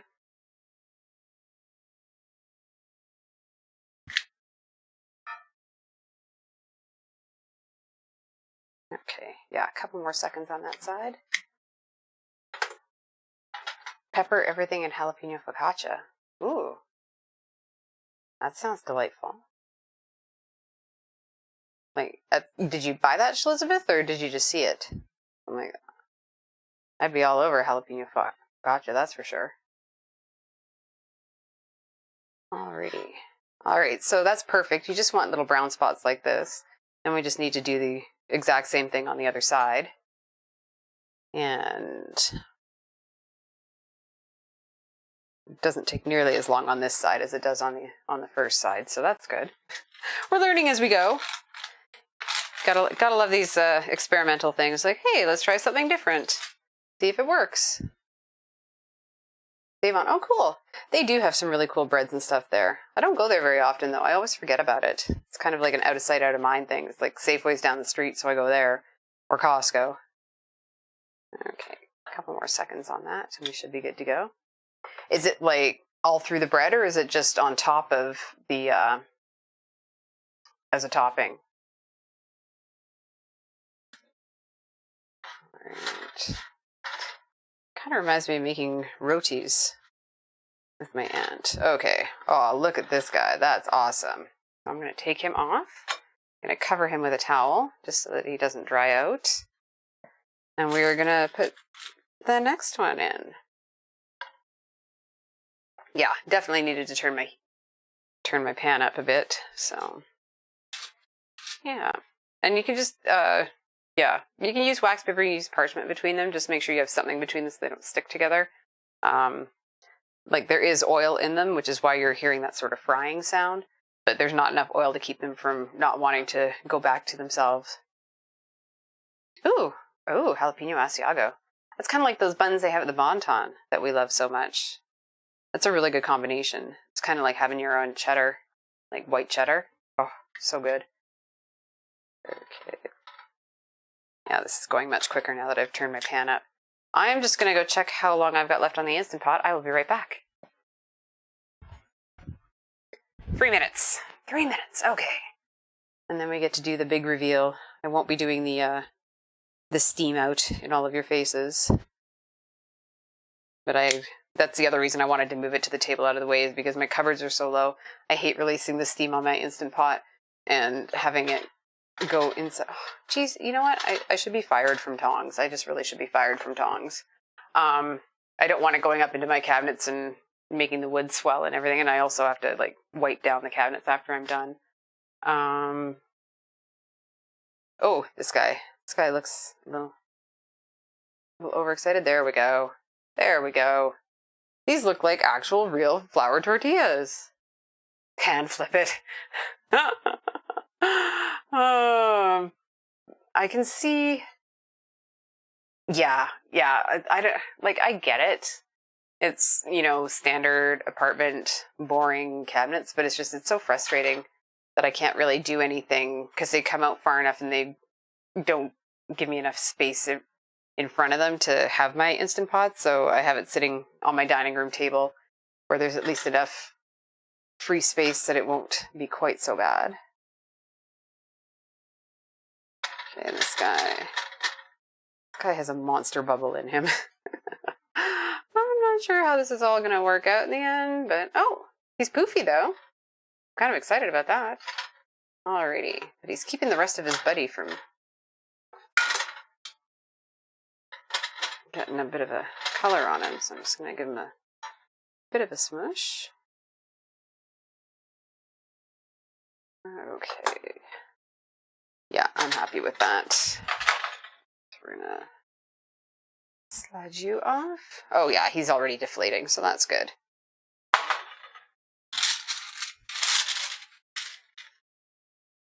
Okay. There we go. Oh, this guy's a little more round. I think I'm only going to cook 4 of these. Maybe I'll cook all 8.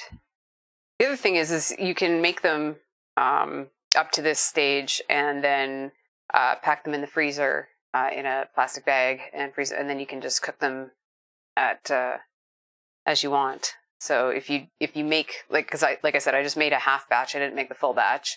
If you do make the full batch, you could definitely freeze half at this state, bring them out, let them defrost in the fridge overnight, and then fry them up the next day. Or you can also fry them up and then freeze them. Depends on what you feel like. Ooh, this guy, holy smokes, we got an alien on our hands here. Look at that bubble. Wow. Wow. Yeah. Alrighty. Gonna take a peek. Yeah. Oh, so close. There we go. Yes, LOL, that was a lame attempt, but it's better than nothing. Thanks, Aloha. I'm like, you know what? It's not like it's rice or something that's going to go all over the place and make a gigantic mess. Should I miss? It's a tortilla. If it hits the stove, it hits the stove. It's reclaimable, so I'm not too concerned about it. Do a double flip. Now we're getting into food gymnastics, and I know I do not have that in me quite yet. I think I sort of scared myself off the flip because I did it once. I was doing spices. I was toasting spices just quickly in a pan before I ground them up, and I thought I'd be all funny, and I just gave a little bit of this, and I had peppercorns and cumin and everything everywhere, and I said to myself, I'm never doing that again, because there was a lot of cleanup involved with that. Okay, yeah, that one's pretty good. I'm just gonna. It's funny, it kind of smells like pancakes now, because of course they're made with flour as well. So minus the egg, I'm pretty much making pancakes. All right, we'll do one more, and then yeah, I think I will get on to the main event, because let's be realistic, everybody wants the main event.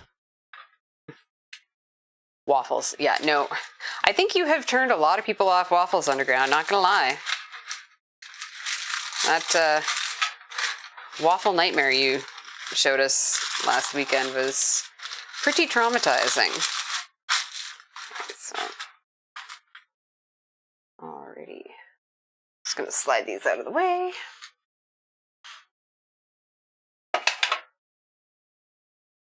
And while that's going, I'm also, because the best part of the chalupa is that it's actually deep fried. Yeah, I know, right? I think of waffles and I'm just like, no, just no. So I'm going to start bringing my oil up to temperature here. I'm not going to use the induction for this because I don't really want splattery hot oil close to things that might catch fire easily. So I'm just going to put a couple inches of oil in my pot. And I've got my thermometer here. Just going to let it come to about, I don't know, about 375 is usually a good frying. Oh my goodness. Wow, wow, wow, wow. That was very close to being a disaster, so disaster averted, yay! So yeah, I'm just going to start bringing this up to temperature.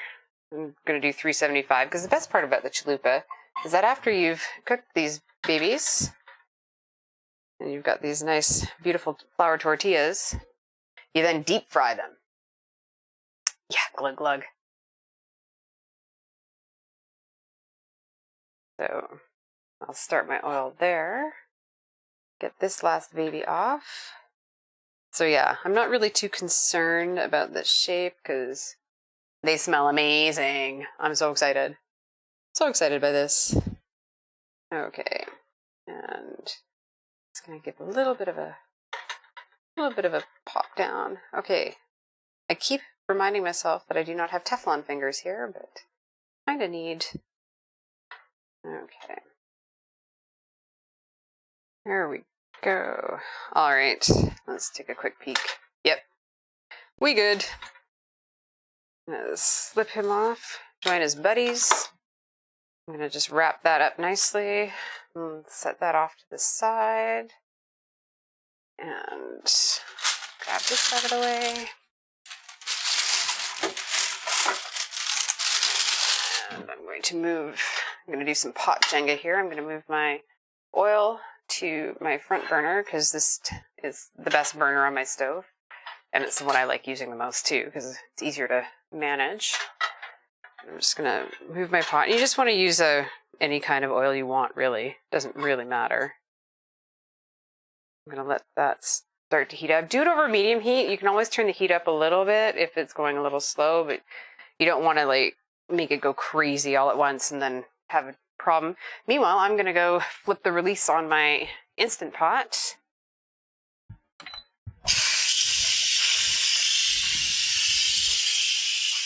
Oh my God, you guys. The smell that is coming out of that Instant Pot right now, unreal. So, yeah, I'm just going to get myself a little space to work here because we've got a few things coming up. Because the way a chalupa is built is once I have the, yeah, that's doing well, is you want to put the tortilla in the oil and then add the salsas on top of it and let it fry until it gets nice and crispy around the edge.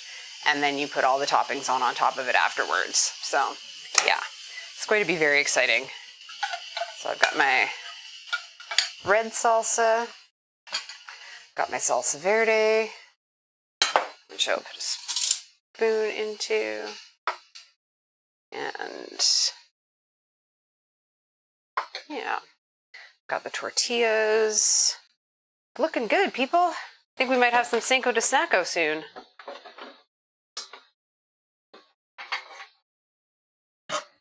All right. There we go. Yeah, that is not cool at all. Not even near cool. So I'm going to grab a bigger platter. Move this stuff out of the way as well, because we're going to need to come back here for final assembly. That's what we all want. The good stuff with all the extra toppings.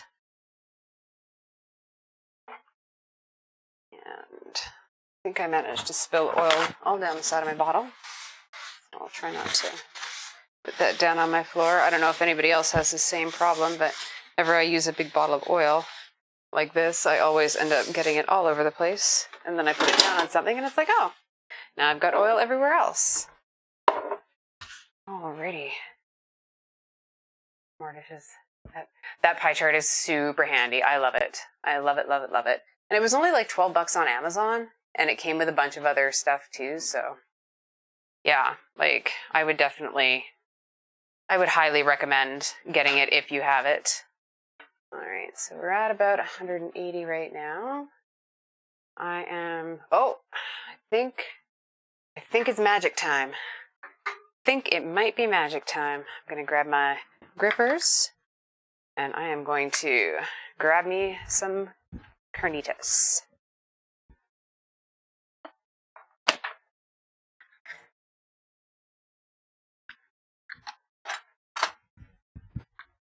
Yep, no, we're good to go.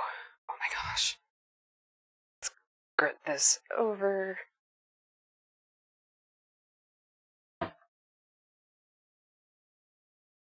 Take the lid off. Oh man. Oh, okay. If there's one time I wish everybody had smell-o-vision, it would be right this second, for sure.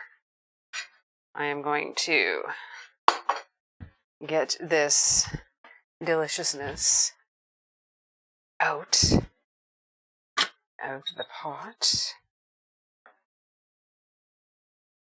Oh, there we go. Oh, so good. I'm just going to move this out of the way really quick here.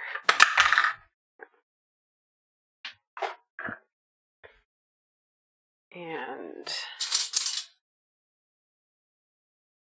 oh, look at that. I'm so happy. And moment of truth. Yes, look at that. It just pulls apart. Oh, sweet. That is fantastic. I am very excited about that. So what I'm going to do is I'm actually going to grab slightly more usable tongs if I can get to them. I'm just going to move it into a bowl so that I can get a bit more shred actually. Yeah. Oh, thanks guys. Yeah, it's buttery. It's pretty buttery and it smells fan-freaking-tastic. I'm not gonna lie. Just gonna grab, see if I can find a bowl here. I think I've used all my bowl. Oh, you know what, guys? Time to say the magic words. More dishes. Okay. Let's grab that. Grab some tongs. Oh, I already grabbed tongs. I'm so excited about this pork, I forgot I'd already grabbed tongs. All right, so more dishes. Yeah, we need to have a command for that. More dishes. So I'm just gonna take this all out here. Oh my god, so good. Smells amazing.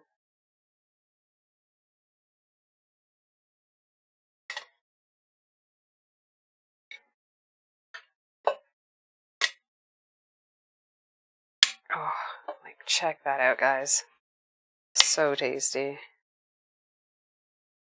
Okay. I'm not going to take it all out right now because that'll be plenty for what I'm doing right now. I'll let the rest of it sit and then I can put it away later. You don't have to shred it. You could actually just leave it chunky and it'll sort of fall apart by itself. But I like the shredding when I'm putting it on top of things. So I'm just going to grab couple forks here. More dish.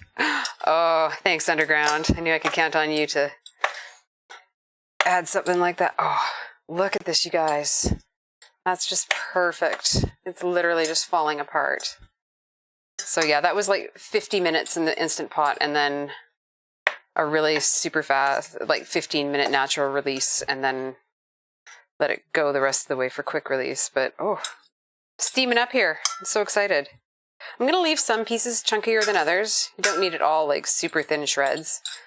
But I do like shredding as opposed to leaving it in the actual chunks that I put it in shape like, so. Piled up too close together. Oh, that's funny. You guys are hilarious. Thanks for being here. This has been super fun. So far things are going well. Although I'm about to fry things, so that could be another level. Alrighty, so that's the texture I like for my shredded pork. And I'm going to take that over because I'm going to go back to the stove and we're going to start working on our chalupas. I also, let's see here, we're about 300. So I'm going to grab a tray because like I said, we're going to be deep frying them. So I just need a tray to put them on so that they'll have somewhere to drain afterwards. And I'm going to put this guy over here. Yeah. No meat claw, no. I've tried those meat claws, but honestly, I make my stuff so tender that I don't really need the meat claw. The meat claw is kind of when you have some resistance. So, not that I'm like tooting my own horn or anything like that, but so since we're still waiting for this to get up to temperature, we're getting there pretty quick. I'm actually going to do the other thing that everybody should do with carnitas once you've gotten them out of the way. And luckily, I forgot to turn my pan off, my burner off, so won't even have to wait for it to come to temperature. And I am just going to toss this in to get a crisp on it. Because you want those nice crispy bits.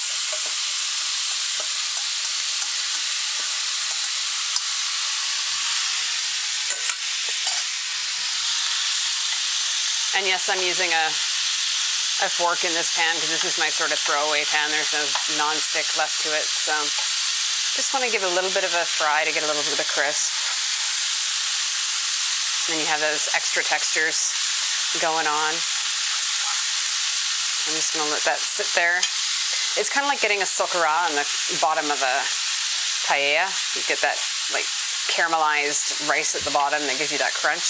Same sort of idea here, so let it sit for a minute. Just going to turn it down a smidge. Okay, we are almost there. We're about 340.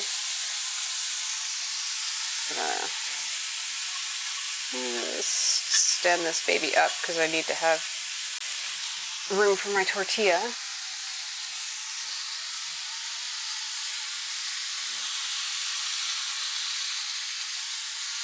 Alrighty.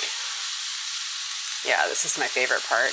You can also do this under the broiler if you like. You can just spread it out on a sheet pan and whack it in the oven at full tilt for a few minutes. Just need to watch it really carefully as you do with anything under a broiler, because you don't want to go from 0 to completely incinerated in no time. So we're getting a nice little crust on here. Now that some of the excess liquid has evaporated off, just give it a couple more minutes here. And that's ready. All right, we are just about there. We're so close. So let's grab, I'm going to use these tongs because they're longer. But to get it out, I'm actually going to get a spider, because the way this is done, and we'll see if this works. Otherwise, I might just be frying the tortillas and then putting the sauce on afterwards. Which, now come to think of it, might actually be a smarter idea. Because I'm thinking if I get anything that has a slight bit of water into that oil, we could be in trouble. But we'll give it a shot. Hey, if other people can do it, I can do it, right? All right, so we have got some nice crisp on this now. Just gonna let it go for a couple more minutes.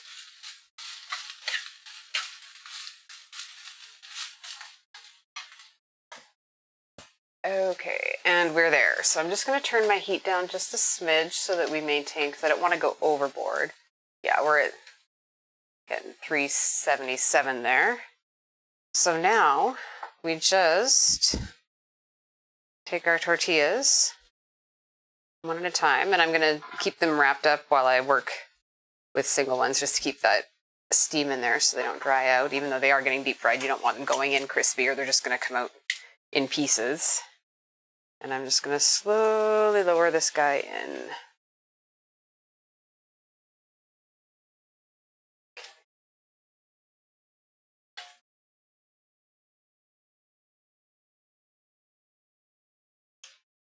Now, he puffed up, so I don't think I'm going to be able to get the sauce on him without potentially ruining my record of not burning my house down. So we're just gonna let her fry a little bit. We just want to get it nice and crispy around the edges, so it'll take a couple minutes. You can do it. I would burn my kitchen, but I'm a little... Oh my goodness. Somebody found the ASCII file. Yeah, I'm starting to think that until I have a fire extinguisher nearby, and I keep telling myself every week that I need to buy one, I may not be quite so brave with the oil. So yeah. Well, I'll try it with the second one, because this one got caught. So maybe if I lowered it, it might work better. I'm also concerned about the fact that it puffed up so much, it might not want to cooperate and have the sauce run all over the sides. So I'm sure because you're not cooking the salsa anyways on it, like that's not the point of having it fried. So I'm sure the Pueblans won't be too upset if I kind of, put my bonsai spin on it. So, okay. Oh yeah, we are nice and brown there. Probably a little more brown than I wanted, but I think we'll be good. Yeah, it's got a nice crispy shell to it, so I'm going to take this buddy out and let him sit and drain on a rack. And we're going to get to the rest of them.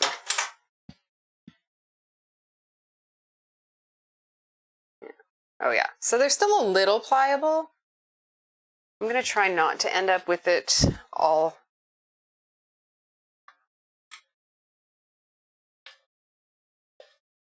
Yeah, that worked a smidge better. Don't want it to... Yeah, she says, is it completely... So I wonder if maybe it works better with corn tortillas, not flour. Could be the lesson here. Just gonna check this meat here. Yes. Oh, look, we've got those nice gnarly crispy bits. Yeah, maybe the flour reacts a little differently than the corn, so it might not be possible to do it this way with flour. But give it a little bit of a flip there. And this guy is perfect. I'm happy with that. I'm just going to take him off the heat. And remember to turn the stove off, because I have already lived through one apartment burning down. Not my fault, but I really don't want to have a second one go and it be my fault. So 2 more to go here. And it's funny, you can actually, I didn't put the towel on properly when I took that second one, and you can actually feel the moisture leaving it. So yeah, I'm thinking this is probably because it's flour. So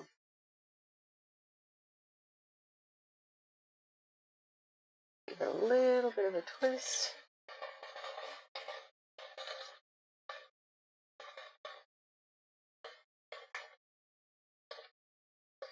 I totally underground. It smells amazing in here, and I think the components themselves are all going to taste really good together. They may not be, let's be realistic, I added spices to the carnitas, and I didn't put cilantro in things, so I'm not 100% authentic anyways.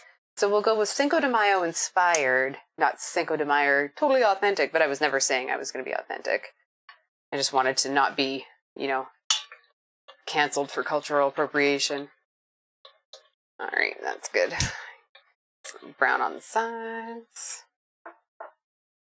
It's kind of remind me of like fry bread, actually, when you think about it. Very similar. All right, last guy's in the pool. There we go.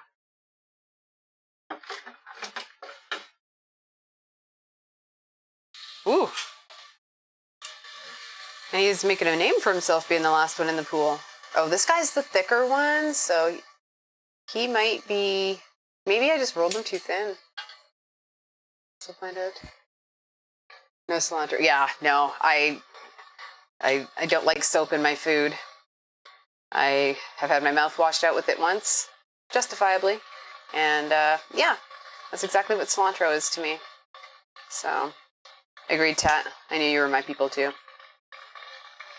Like, you can substitute flat leaf parsley and things for cilantro, but I don't, like, if you want that bright, fresh, grassy greenness, yeah, but there's something about cilantro, it just has that, you know, thing that does accent, like, Mexican and Indian foods, so I don't think parsley quite does it in those cases. Alrighty. Well, this guy is Gouda like the cheese. And I'm just going to turn this oil off. And ladies and gentlemen, we are ready to start building. I'm just going to move that out of the way because I don't want that causing any trouble. And I'm going to go back to the counter here. This smells amazing. I'm so happy with that. And yeah, no, you can't really go wrong with carnitas. So there's only a couple things left to do, and that's to get a couple final garnishes, and then we'll build the final plate.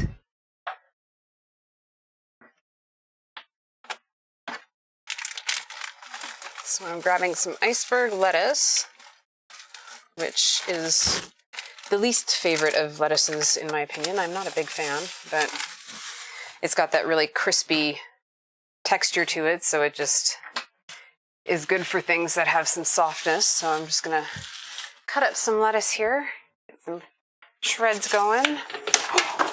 Sorry guys, I think I need a GoPro.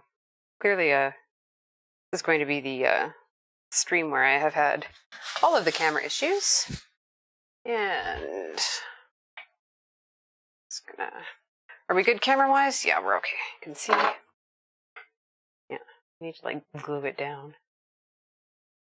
The matcha of Latin cooking, pretty much. No kidding. Okay, so I've got some iceberg here. Just gonna